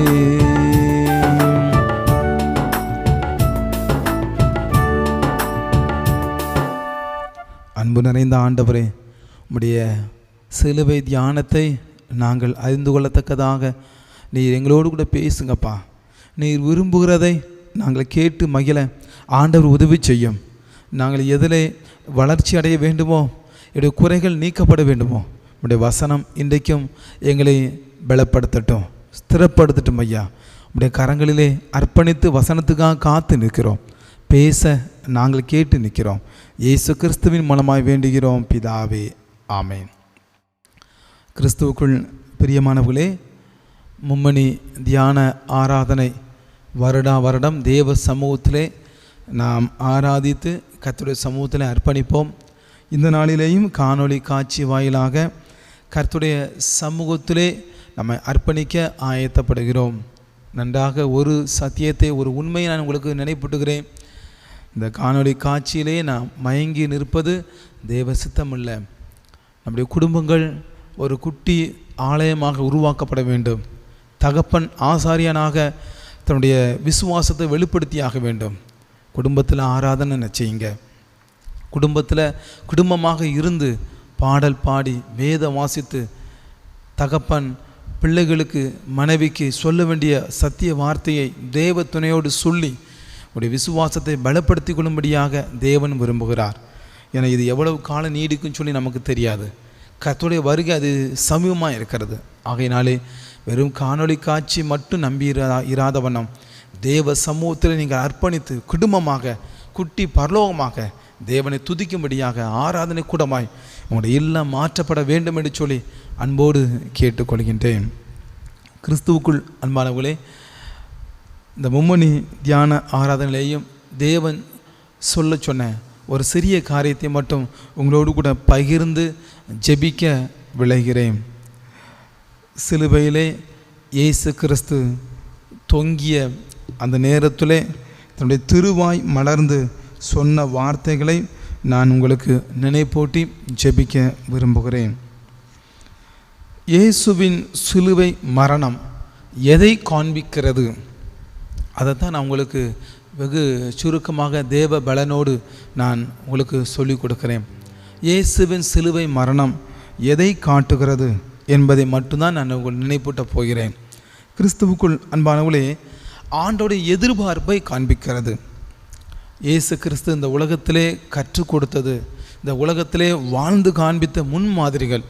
இன்றைக்கு இயேசு கிறிஸ்து நமக்கு நினைப்பூட்ட விரும்புகின்ற காரியம் என்ன என்று சொன்னால், ஒரு விசுவாசி, தன்னை பின்பற்றுகின்ற ஒரு விசுவாசி சிலுவையிலே துணிக்கப்பட்ட காரியத்தை பின்பற்றும்படியாக, தேவ சித்தத்தை நிறைவேற்றும்படியாக தேவன் எதிர்பார்க்கிறார். இது முழுவதும் ஆண்டவர் இந்த கடைசி நாட்களிலே எதிர்பார்க்கின்ற எதிர்பார்ப்பை நமக்கு நினைப்பூட்டுகிறது.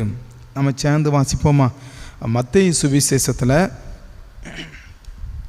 16வது அதிகாரம் 24வது வசனம்.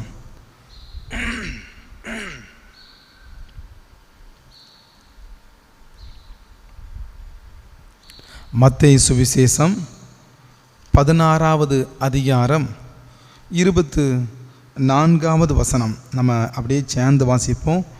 அப்பொழுது இயேசு தம்முடைய சீசரை நோக்கி, ஒருவன் என்னை பின்பற்றி வர விரும்பினால் அவன் தன்னைத்தான் வெறுத்து தன் சிலுவையை எடுத்துக்கொண்டு என்னை பின்பற்ற கடவன். தன் சிலுவையை எடுத்துக்கொண்டு என்னை பின்பற்ற கடவன். ஆண்டவர் இயேசு கிறிஸ்துவுடைய விருப்பத்தை இங்கு பார்க்க முடிகிறது. அப்போ அந்த சிலுவையில் ஆண்டவர் சொன்ன வார்த்தைகளும் இயேசுவின் முழு விருப்பத்தை தான் சொல்லி காண்பிக்கிறது. ஒருவேளை பல்வேறுபட்ட தியானத்தை ஒவ்வொரு வருடமும் சிந்தித்து கொண்டே இருக்கிறோம். இன்றைக்கும் இயேசுவினுடைய விருப்பத்தை ஆண்டவரே நிறைவேற்றுவதற்கு பலன் தாங்க என்று சொல்லி நம்ம கேட்க போகிறோம். இங்கே பார்த்தீங்க அப்படி சொன்னால் இயேசு கிறிஸ்து 7 வார்த்தைகளும் தன்னுடைய விருப்பத்தை நிறைவேற்றும்படியாக திருச்சபைக்கு அறைகோல் விடுகிறதா இருக்கிறது. இயேசு கிறிஸ்து சிலுவையில் சொன்ன முதல் வார்த்தை பரிசுத்த லூக்கா சுவிசேஷம் 23வது அதிகாரம் 34வது வசனத்திலே அமைந்திருக்கிறது இல்லையா? பிதாவே, இவர்களுக்கு மன்னியும், தாங்கள் செய்கிறது இன்னதென்று அறியாதிருக்கிறார்களே என்று ஆண்டவர் சொல்கிறார். நன்றாக மனதில் வைத்துக் கொள்ளுங்கள். இயேசு கிறிஸ்து இதில் எதை விரும்புகிறார்? மன்னிப்பை விரும்புகிறார். இந்த கடைசி நாட்களிலே ஆண்டவர் எதிர்பார்க்கிற ஒரு காரியம் மன்னிப்பு. இந்த திருச்சபை மன்னிக்க வேண்டும், குடும்பம் மன்னிக்க வேண்டும், ஒருவருக்கொருவர் மன்னித்தாக வேண்டும். இயேசு கிறிஸ்து அதைத்தான் செஞ்சார் இல்லையா? தன்னை துப்பிய, தன்னை அடித்த, தன்னை பரியாசம் பண்ணின, வேதனைப்படுத்திய எல்லாரையுமே கர்த்தர் மன்னிக்கிறார். அப்போ அந்த கடைசி நாட்களிலே தேவன் எதை எதிர்பார்க்கிறார்? நீங்கள் மன்னிக்கின்ற கிறிஸ்துவின் பிள்ளைகளாக இருக்க வேண்டும். வருக அது சமீபமாயிற்று. மன கடினத்தை உடைத்து தூர எறிந்து விட்டு மன்னிக்கின்ற கிறிஸ்துவின் பிள்ளைகளாக இருக்க வேண்டும் என்று சொல்லி கர்த்தர் விரும்புகிறார். இரண்டாவதாக சிலுவையிலே இயேசு கிறிஸ்து சொன்ன வார்த்தை என்ன அப்படின்னு சொல்லி பார்த்தீங்கன்னு சொன்னால், லூக்கா சுவிசேஷத்தில் 23வது அதிகாரம் 43வது வசனத்தில் சொல்லப்பட்டிருக்கிறது, இன்றைக்கு நீ என்னோடு கூட பரதேசியில் இருப்பாய். இன்றைக்கு நீ என்னோடு கூட பரதேசியில் இருப்பாய் என்று சொல்லி, இங்கு ஆண்டவருடைய விருப்பம் என்ன என்று சொல்லி பார்த்தால், உங்கள் ரட்சிப்பை காத்து கொள்ளுங்கள். இந்த கடைசி நாட்களிலே ஒரு விசுவாசி காத்துக்கொள்ள வேண்டிய காரியம் என்ன? தன்னுடைய ரட்சிப்பை அவன் காத்துக்கொள்ள வேண்டும். இந்த சிலுவையிலே 2 குற்றவாளிகள் ஆண்டவர் பக்கத்திலே சிலுவையில் அடித்து கொலை செய்யும்படியாக நிறுத்தப்பட்டிருந்தார்கள் இல்லையா? சிலுவையில் தொங்கிக் கொண்டிருக்கிறார்கள்.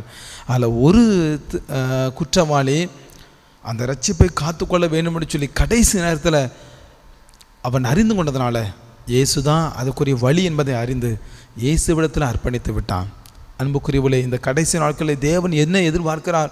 இயேசு கிறிஸ்து என்ன எதிர்பார்க்கிறார்? உங்கள் ரட்சிப்பை காத்து கொள்ளுங்கள். சின்ன பாவமும் உங்கள் ரட்சிப்பை குலைத்து விடும். சிலுவையில் ஆண்டவர் அந்த ரட்சிப்பின் கிருபையை தந்திருக்கிறார். அதற்காகவே தன்னுடைய கடைசி சொட்டு ரத்தத்தை இந்த பூமியில் சிந்த வைத்திருக்கிறார். ரட்சிப்பை இழந்துடாதங்க.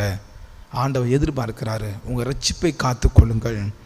மூன்றாவதாக சிலுவையில் இயேசு கிறிஸ்து கற்றுக் கொடுத்த காரியம், சிலுவையில் ஆண்டவர் சொன்ன வார்த்தை யோவான் சுவிசேஷம் 19வது அதிகாரம் 26, 27 ஆகிய வாக்கியத்தில் சொல்லப்பட்டிருக்கிறது இல்லையா? தம்முடைய தாயை நோக்கி, ஸ்திரியே, அதோ உன் மகன் என்றார். பின்பு அந்த சீஷனை நோக்கி, அதோ உன் தாய் என்றார். கிறிஸ்துவுக்குள் அன்பானவர்களே, சிலுவையிலே இயேசு கிறிஸ்து சொன்ன 3வது வார்த்தை இதில் என்ன எதிர்பார்ப்பு இருக்கிறது அப்படி சொன்னால், ஆண்டவர் எவரையும் கைவிட்டு விடாதீர்கள், எவரையும் நிராகரித்து விடாதீர்கள். இயேசு கிறிஸ்து சிலுவையிலே தொங்கிக் கொண்டிருந்த பொழுது மரணம் நேரிடுகிறாய் இருந்தாலும் உங்கள் குடும்பத்தை நீங்கள் கைவிட்டக்கூடாது. உங்களை நம்பி தந்திருக்கிற ஊழியத்தை கைவிட்டு விடக்கூடாது. உங்களை நம்பி தந்திருக்கிற சமூக கடமைகளை கைவிட்டு விடக்கூடாது. ஆண்டவர் எதிர்பார்க்கிறார். மரணமே நேரிடுகிறதா இருந்தாலும் நீங்கள் கவனமாய் எந்த அழைப்பை பெற்றிருக்கிறீர்களோ அதை கைவிட்டு விடாதவனம் கர்த்தர் எதிர்பார்க்கிறார். கிறிஸ்துவுக்குள் அன்பானவர்களே, தேவன் அதை கற்றுக் கொடுக்கிறார். அங்கே யோவான் சீஷன் நிற்கிறான். தன்னுடைய தாயை அங்கே யோவான் சீஷரத்தில் பத்திரமாய் ஒப்பு கொடுக்கிறார். நம்மை நம்பி குடும்பத்தை தந்திருக்கிறார், நம்மை நம்பி திருச்சபை தந்திருக்கிறார், நம்முடைய கரங்களிலே ஊழியத்தை தந்திருக்கிறார். எதையும் விட்டுறாதங்க. நம்முடைய ஜீவகால பரியந்தமும் மரணமே நேரிடுகிற சூழ்நிலை வந்தாலும் விட்டு விடாதீர்கள். ஆண்டவர் எதிர்பார்க்கிறார். நான்காவதாக சிலுவையிலே இயேசு கிறிஸ்து சொன்ன வார்த்தை என்ன? மத்தேயு சுவிசேஷம் 27வது அதிகாரம் 46வது வசனம். அதோடு கூட மார்க்கு சுவிசேஷம் 15வது அதிகாரம் 34வது வசனம். 2 இடத்துல சொல்லப்பட்டிருக்கு இல்லையா? என் தேவனே என் தேவனே ஏன் என்னை கைவிட்டீர், ஏலி ஏலி லாமா சபத்தானி. என் தேவனே ஏன் என்னை கைவிட்டீர். சிலுவையிலே ஆண்டவர் நம்ம கற்றுக் கொடுக்கிற காரியம் என்ன? தேவன் இதில் என்ன எதிர்பார்க்கிறார்? என்ன அப்படி சொன்னால், உங்கள் நம்பிக்கையை இழந்து விடாதீர்கள். இந்த உலகத்திலே ஒரே நம்பிக்கை ஆண்டவர் இயேசு கிறிஸ்து தான். இயேசு கிறிஸ்து பிதாவிடத்திலே கெஞ்சுகிறார் இல்லையா? என் தேவனே ஏன் என்னை கைவிட்டு. கண்டிப்பாக ஒரு மனிதன் கைவிடப்படுகின்ற சூழ்நிலை எது தெரியுமா? தேவனால் நிராகரிக்கப்படுகிறது. தேவனால் நிராகரிக்கப்படுகிற ஒரு சூழ்நிலை தான் கைவிடப்பட்ட நிலைமை. வசனம் அதை தான் சொல்லு. ஏசாயா தீர்க்கதரிசி புஸ்தகத்தில் இல்லையா, முதல் 2 வசனத்தில் அக்கிரமங்கள் தான் ஆண்டவரையும் தேவனையும் மனிதனையும் பிரித்து விடுகிறது. ஆண்டவர் தன்னுடைய எல்லா உலக மக்களுடைய பாவங்களை சுமந்ததுனால ஒரு பெரிய பிரிவை, அந்த பிரிவிலிருந்து எவ்விதமாக மீண்டு கொள்வது? ஒரே நம்பிக்கை ஆண்டவர் தான். ஐயா, உங்களுக்கு எனக்கு கொடுக்கப்பட்ட இந்த உலகத்தில் ஒரே நம்பிக்கை ஆண்டவர் மட்டும்தான். கடவுளுக்கும் நமக்கும் இருக்கிற பிரிவினையை தகர்த்தெறிவது ஆண்டவர் மட்டும்தான். ஒரே நம்பிக்கை. உங்கள் நம்பிக்கை இழந்துடாதங்க. ஆண்டவர் உறுதியாய் பிடித்து கொள்ளும்படியே கர்த்தர் விரும்புகிறார். மரணமே நேரிடுகிறார் இருந்தாலும் பிடித்து கொள்ளுங்கள். யோபு சொன்னான், அவர் என்னை கொன்று போட்டாலும் அவர் மேலே நான் நம்பிக்கையாக இருப்பேன். ஷாத்ராக் மேஷாக் ஆபேத்நேகோ சொன்னாங்க இல்லையா, அவங்கள தப்பிவிக்க வல்லவர் தான். தப்பிவிக்காமல் போனாலும் ஆண்டவரை தான் நாங்கள் உறுதியாக பிடித்து கொள்வோம். கிறிஸ்துவுக்கிழமை உங்கள் நம்பிக்கையை இழந்து விடாதீர்கள். இந்த கடைசி நாட்களிலே ஆண்டவர் எதிர்பார்க்கிறது, இந்த சிலுவை நேரம் ஆண்டவர் எதை எதிர்பார்க்கிறார்? உங்கள் நம்பிக்கையை நீங்கள் ஒருபோதும் இழந்து விடாதீர்கள். 5வதாக ஆண்டவர் சிலுவையிலே உங்களுக்கும் எனக்கும் சொல்லி கொடுத்த ஒரு காரியம் என்ன என்று சொல்லி பார்த்தால், யோவான் 19வது அதிகாரம் 28வது வசனத்தில் சொல்லப்பட்டிருக்கிறது, தாகமாய் இருக்கிறேன். கிறிஸ்துவுக்குள் அன்பானவர்களே, எதை காண்பிக்கிறது? ஆண்டவர் இதில் எதை எதிர்பார்க்கிறார் என்னன்னு சொன்னால், தேவன் நிச்சயமாகவே ஆத்தும தாகத்தை எதிர்பார்க்கிறார். ஒரு விசுவாசி இந்த கடைசி நாட்களில் கொள்ள வேண்டிய ஒரு தாகம் அதுதான். இது வரைக்கும் சரீர தாகத்தோடு இருந்த ஆண்டவர் ஆத்தும தாகத்தையும் வெளிப்படுத்துகிறார். கிறிஸ்துவுக்குள் பிரியமானவர்களே, நீங்களும் நானும் புரிந்து கொள்ள வேண்டிய ஒரு காரியம் அதுதான். இந்த கடைசி நாட்களில் நமக்கு இருக்க வேண்டிய தாகம் ஆத்தும தாகம். இந்த உலகத்தை மட்டும் நோக்குகின்ற தாகம் வேண்டாம். ஒருவன் இந்த உலகத்தில் எனக்கு அது நடக்க வேண்டும், இது நடக்க வேண்டும், இவருடைய காரியங்கள் இப்படியாய் மாற வேண்டும், வேண்டாங்க. இந்த தாகத்துக்கு ஒரு முற்றுப்புள்ளி வைங்க. தேவன் எதிர்பார்க்கிறார் ஒரு ஆத்தும தாகம். என் தேசம் ரட்சிக்கப்பட வேண்டும் என்ற தாகம், என் குடும்பம் ரட்சிக்கப்பட வேண்டும் என்ற தாகம், நான் என் ரட்சிப்பை காத்துக்கொள்ள வேண்டும் என்ற தாகம் இருக்க வேண்டும். ஆண்டவரை எதிர்பார்க்கிறார். இந்த உலகத்திலே கடைசி நாட்களிலே தேவன் இந்த சிலுவை வழியாக நமக்கு நினைப்புடுகிற காரியம் என்ன என்று சொன்னார். கிறிஸ்துவுக்குள் பிரியமானவர்களே, உங்களுக்கும் எனக்கும் ஒரு ஆத்ம தாகம், பாரத்தோடு ஒரு தாகத்தை வைத்துக்கொள்ள வேண்டும் என்று சொல்லி கர்த்தர் இன்றைக்கு எதிர்பார்க்கிறார். மரணமே நேரிடுகிறார் இருந்தாலும் ஆத்ம தாகத்தை விட்டு வழிவிலகி விடாதீர்கள். அதை ஆண்டவர் எதிர்பார்க்கிறார். 6வதாக ஆண்டவர் சிலுவையிலே சொன்ன வார்த்தை கவனித்து பார்த்தீங்க அப்படி சொன்னால், யோவான் 19வது அதிகாரம் 30வது வசனத்தில் சொல்லப்பட்டிருக்கிறது, இயேசு இல்லையா முடிந்தது என்று சொல்லி தலையை சாய்த்து ஆவியை ஒப்பு கொடுத்தார். முடிந்தது என்று சொல்லி ஆண்டவர் தன்னுடைய ஜீவனை தலை சாய்த்து ஒப்பு கொடுத்தார் என்று சொல்லப்பட்டிருக்கிறது. கிறிஸ்துவுக்குள் அன்பானவர்களே, ஆண்டவர் இதில் எதை எதிர்பார்க்கிறார்? நமக்கு நியமித்திருக்கிற பாதையை, நமக்கு நியமித்திருக்கிற ஓட்டத்தை கண்டிப்பாக முடிக்க வேண்டிய கடமை நமக்கு இருக்கிறது. கிறிஸ்துவின் நற்செய்களை செய்ய வேண்டிய கடமை இருக்கிறது. கிறிஸ்து விட்டு சென்ற அந்த பணியை நிறைவேற்ற வேண்டிய கடமை நம்முடைய கரங்களில் கர்த்தர் கொடுத்திருக்கிறார். ஒரு 400 மீட்டர் ரிலே ஒருத்தன் ஓடுகிறான் அப்படின்னு சொன்னால், ஒரு ஓடி போயிடான், பந்தை பொருளை கரங்களில் வைத்து கொண்டு இருப்பான், அடுத்த இடத்துல ஓடி போய் கொடுப்பான், கொடுத்த உடனே நான் வாங்கி கொண்டு அவன் வேகமாக ஓடுவான், அடுத்த இடத்துல ஒன்று கொடுப்பான். இந்த ரிலே அவிதமாக ஓடும். ஆண்டவர் இந்த உலகத்திலே ஓடி நம்மிடத்தில் கொடுத்திருக்கிற இந்த விசுவாச வாழ்க்கையை நாம் கிறிஸ்துவின் வருகை மட்டும் சேதமின்றி ஓடி முடிக்க கடமைப்பட்டிருக்கிறோம். மரணமே நேரிடுகிறதா இருந்தாலும் தேவன் எதிர்பார்க்கிறார், கிறிஸ்துவுக்காக ஓடுங்கள். கிறிஸ்து நமக்கு போட்டு வைத்திருக்கிற பாதையிலே ஓடுங்கள். கிறிஸ்துவின் நற்செயலை செய்யும்படியாக ஓடுங்கள். ஆண்டவர் திட்டமாக எதிர்பார்க்கிறார். இந்த கடைசி நாட்களிலே தேவன் நமக்கு வைராக்கியமாக சொல்லிக் கொடுக்கிற ஒரு காரியம், கிறிஸ்துவ நமக்கு நியமித்திருக்கிற அத்தனை கிரியைகளையும் செய்து முடியுங்கள்.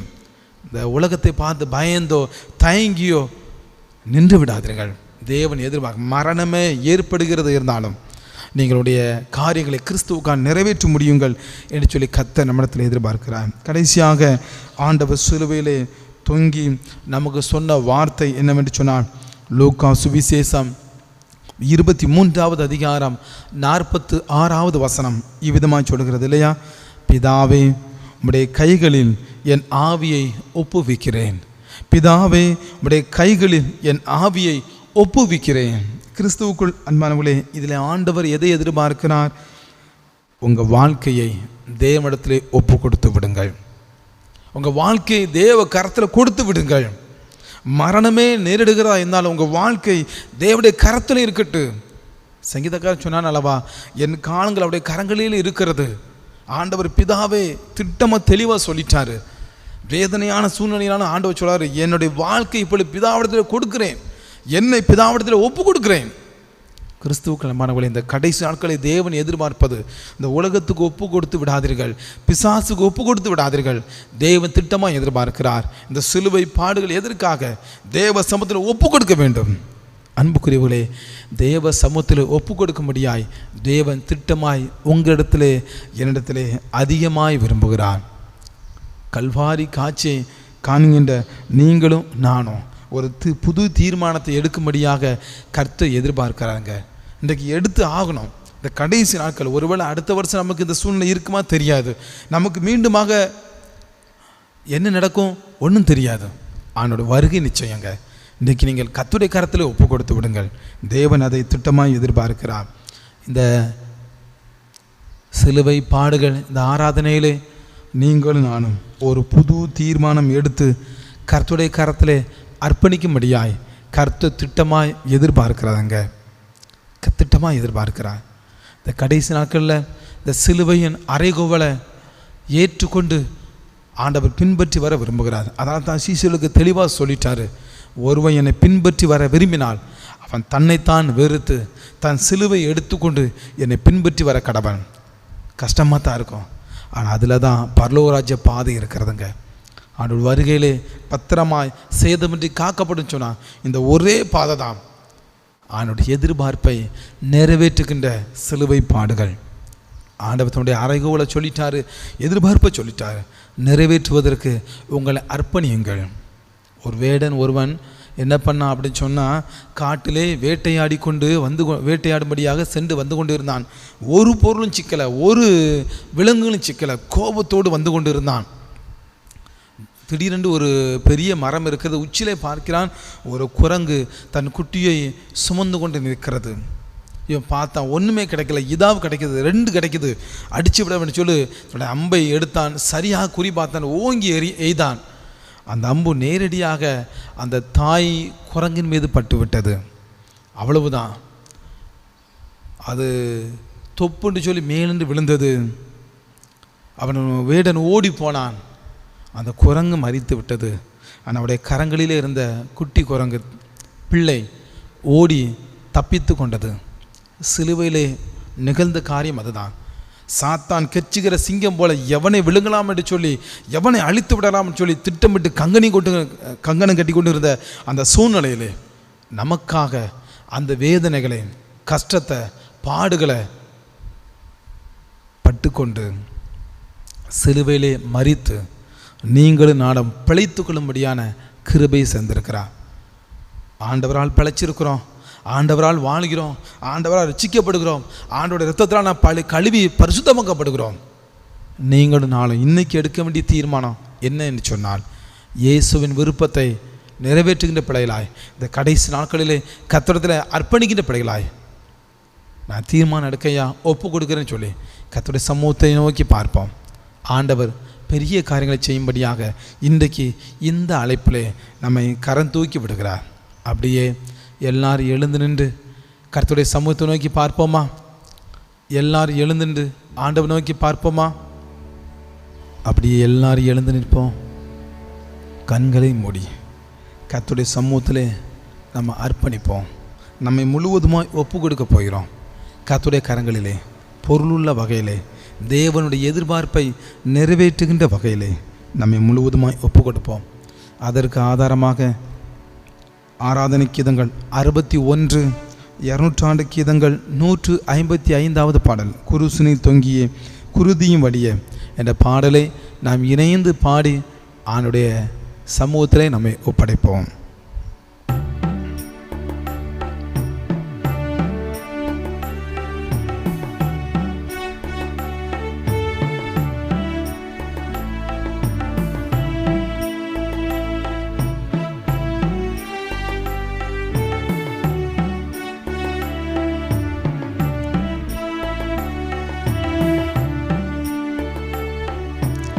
குருசினில் தொங்கிய குருதியும் வடிய கொல்கதா மலைதனிலே நம் குருவேசு சுவாமி கொடுந்துயர் பாவி கொள்வாய் கண் கொண்டு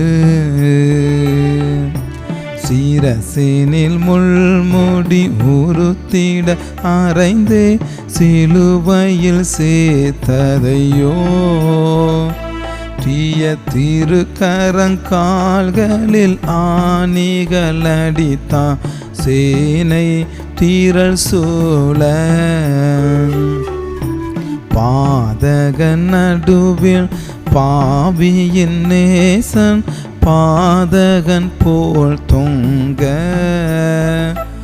யுத பாதகர் பரிகாசங்கள் பண்ணி படுத்திய கொடுமைதனை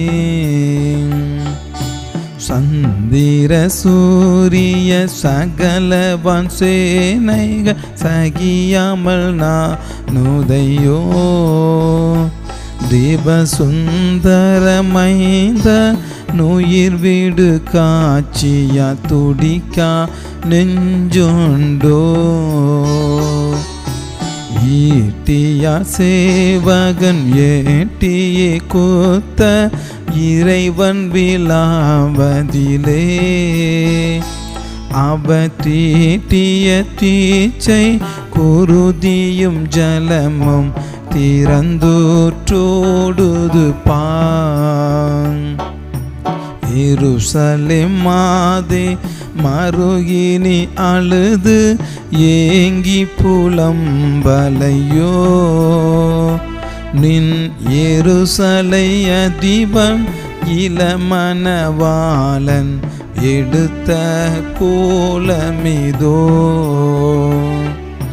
குருசினி தொங்கிய குருதியும் வடிய கொள்கதா மலைதனிலே நம் குரு இயேசு சுவாமி கொடுந்துயர் பாவி கொள்ளாய் கண் கொண்டு.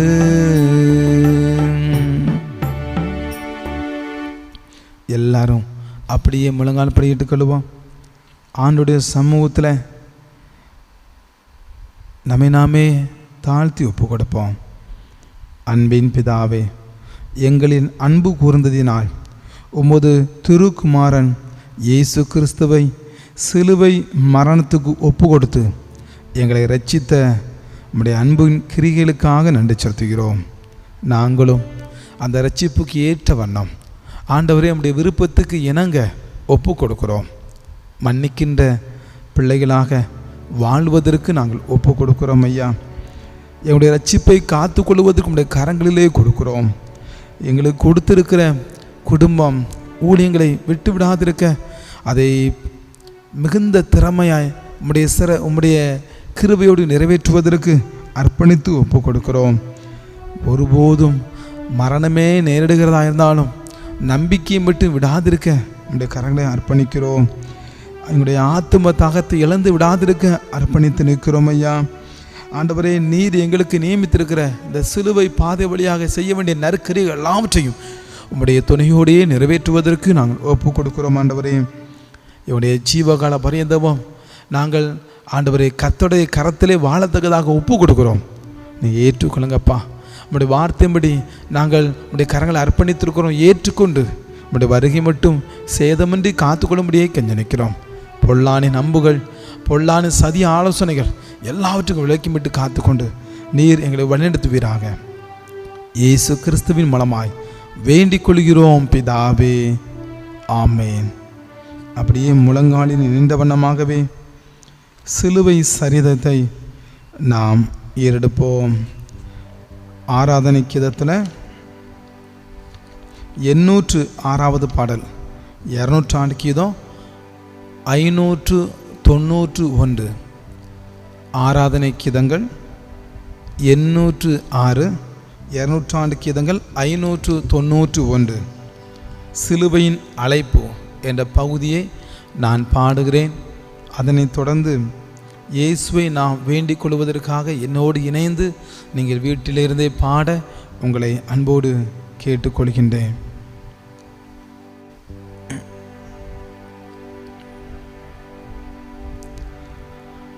நோவில் பெற்றேன் செய்யே,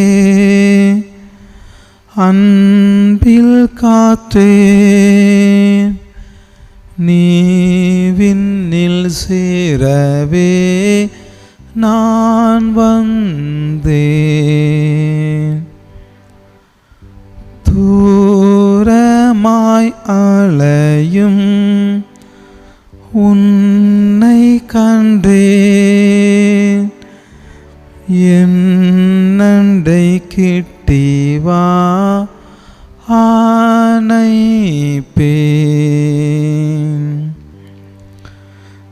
என் இரத்தம் சிந்தினேன் உன் பொருட்டாய், உன்னை கொல்ல வந்தேன் சொந்தமாய்.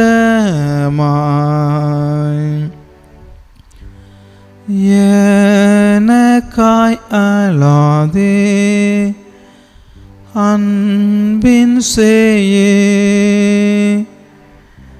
போராடு மோட்சத்தில் சேரவே.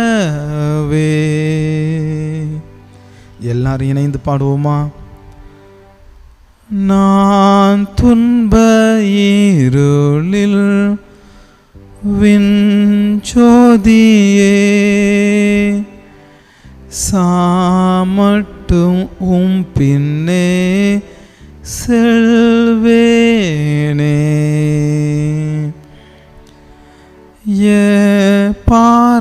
பாரமாயினும் சிலுவை நீ தாங்கி சுமப்பேன் உம்மோடே. நீர் என்னை சொந்தமாய் கொண்டால் வேறே யார் மேலும் நேசர் ஆவாரே. இம்மையில் மண்டை நான் தங்கியே, மறுமையில் வாழ செய்யோமே.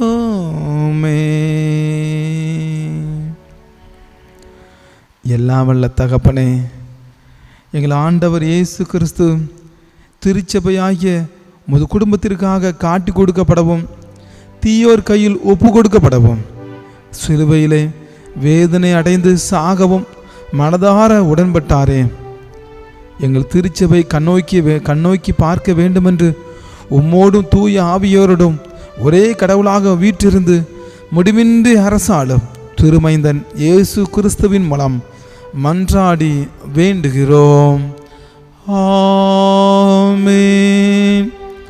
இரக்கமுள்ள கடவுளே, நீர் எல்லா மனிதரையும் படைத்தவர், படைத்த எதையும் பகையாதவர். நீ யூத மக்களையும் சிலுவையிலே அறையுண்ட கிறிஸ்துவை பற்றிய விசுவாசத்தை மறுக்கும் யாவரையும், உம்மை அறியாத ஏனோரையும் இரக்கமாய் கண்ணோக்கி பாரும். எல்லா மக்களினின்றும் அறியாமையும் மன கடினத்தையும் உமது திருவசனத்தை அசட்டை பண்ணும் துணிவையும் அகற்றி போடும். அவர்கள் அனைவரும் உமது மந்தையில் சேரவும், ஆண்டவர் இயேசு கிறிஸ்து அவர்களுக்கு மேய்ப்பனாகவும், அவரின் கீழ் யாவரும் ஒரே மந்தையின் ஆடுகளாய் இருக்கவும் அருள் புரியும். உம்மோடும் தூய ஆவியோடும் ஒரே கடவுளாக வீற்றிருந்து முடிவின்றி அரசாளும் இயேசு கிறிஸ்துவை முன்னிட்டு தாழ்மையாய் வேண்டிக் கொள்கிறோம். ஆமென். மகிமை நிறைந்த ஆண்டவரே, உம்முடைய கரங்களிலே ஒப்பு கொடுக்கத்தக்கதாக இந்த நாளில் எங்களுக்கு நியமித்து தந்த தயவுக்காக ஸ்தோத்திரம். எங்களுக்காக கோர சிலுவையிலே உம்முடைய கடைசி சொட்டு இரத்தத்தை சிந்தி உயிர் துறந்திருக்கிறீரையா. நீர் எங்களுக்காக செய்த தியாகத்தை மனதிலே சுமந்த பிள்ளைகளாய் எங்கள் ஜீவகால பரியந்தமும் கிறிஸ்துவுக்காக ஆண்டவர் வாழ அர்ப்பணிக்கிறோம் ஐயா. நாங்கள் கிறிஸ்தவ பிள்ளைகள், கிறிஸ்தவ குடும்பம், ஆண்டவரையே தெய்வமாய் கொண்டிருக்கிற பிள்ளைகள். ஆண்டவரே, அந்த நிலைமையில இருந்து வழிவிலகி சென்று விடாதவனம் ஒவ்வொரு நாளும் புதிதாக்கப்பட உதவி செய்யுங்கப்பா. நீர் எங்களுக்காக சிந்தின கல்வாரி இரத்தத்தை நாங்கள் அசட்டை செய்து வாழ்ந்து விடாதவனம் அதற்கேற்ற ஆண்டவரே பொறுப்புள்ள வாழ்க்கை வாழ நீ உதவி செய்யுங்கப்பா. ஒரு நாள் ராஜாதி ராஜாவாக வருவீரையா. உம்மை குத்தின ஆண்டவரை பிள்ளைகள் எல்லாரும் பார்ப்பார்கள், ஐயோ இவரையா நாங்கள் கொலை செய்தோம், இவரையா வேதனைப்படுத்தினோம், இவரையா நாங்கள் பரியாசம் செய்தோம், இவர் கொடுத்த ரட்சிப்பையா அசட்டை செய்தோம் என்று சொல்லி ஆண்டவரை புலம்புவார்கள். அந்த சூழ்நிலை நாங்கள் தள்ளப்பட்டு விடாத வண்ணம் ஆண்டவரே எங்களை இந்த உலக ஜீவியத்திலே இப்பொழுது எங்களை பரிசுத்தப்படுத்தும், எங்களை காத்துக்கொள்ளுங்கப்பா. முழுவதுமாய் ஒப்பு கொடுக்குறோம். வருகைக்கென்று ஆயத்தம் செய்யும்படியாக ஒப்பு கொடுக்குறோம் ஐயா. நீங்கள் சீக்கிரமாக வாங்கப்பா.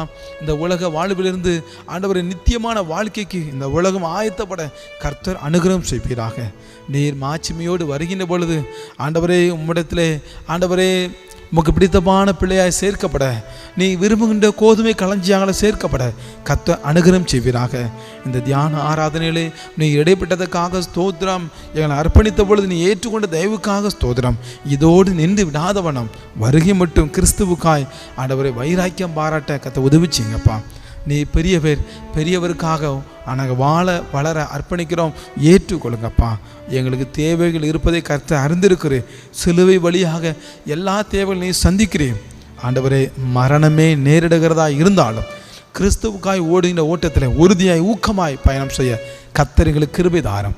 எல்லா துதிகன மயமையும் கர்த்தர் ஒருவருக்கே சொத்துகிறோம்.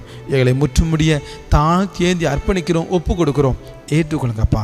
நீங்கள் நன்மையான வழி எடுத்துக்கப்பா. நீங்கள் வழி நடத்த நாங்கள் பின்பற்றுகிறோம். இயேசு கிறிஸ்துவின் மூலமாய் வேண்டிக் கொள்கிறோம் பிதாவே. ஆமென். நம்முடைய ஆண்டவராகிய இயேசு கிறிஸ்துவோட கிருபையும் பிதாவாகிய தேவனுடைய அன்பும் பரிசுத்த ஆவியாவுடைய அந்யோன்ய ஐக்கியமும் நம் அனைவரோடு கூட எப்போதைக்கும் இருப்பதாக. ஆமென். ஆமென்.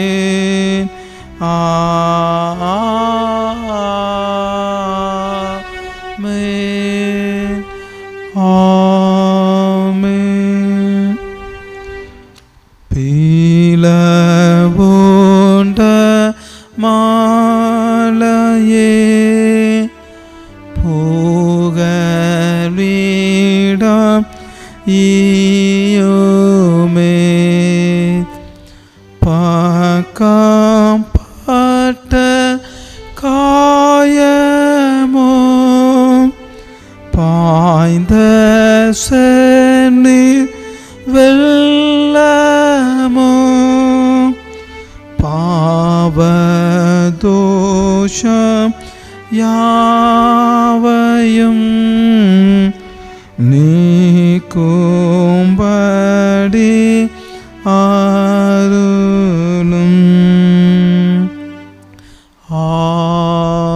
ஆமென். என் ஆத்துமாவே கர்த்தரை சோஸ்தரி, என் முழு உளமே அவருடைய பரிசுத்த நாமத்தை சோஸ்தரி. என் ஆத்துமாவே கர்த்தரை சோஸ்தரி, கர்த்தர் செய்த சகல உபகாரங்களை மறவாதே. ஆமேன்.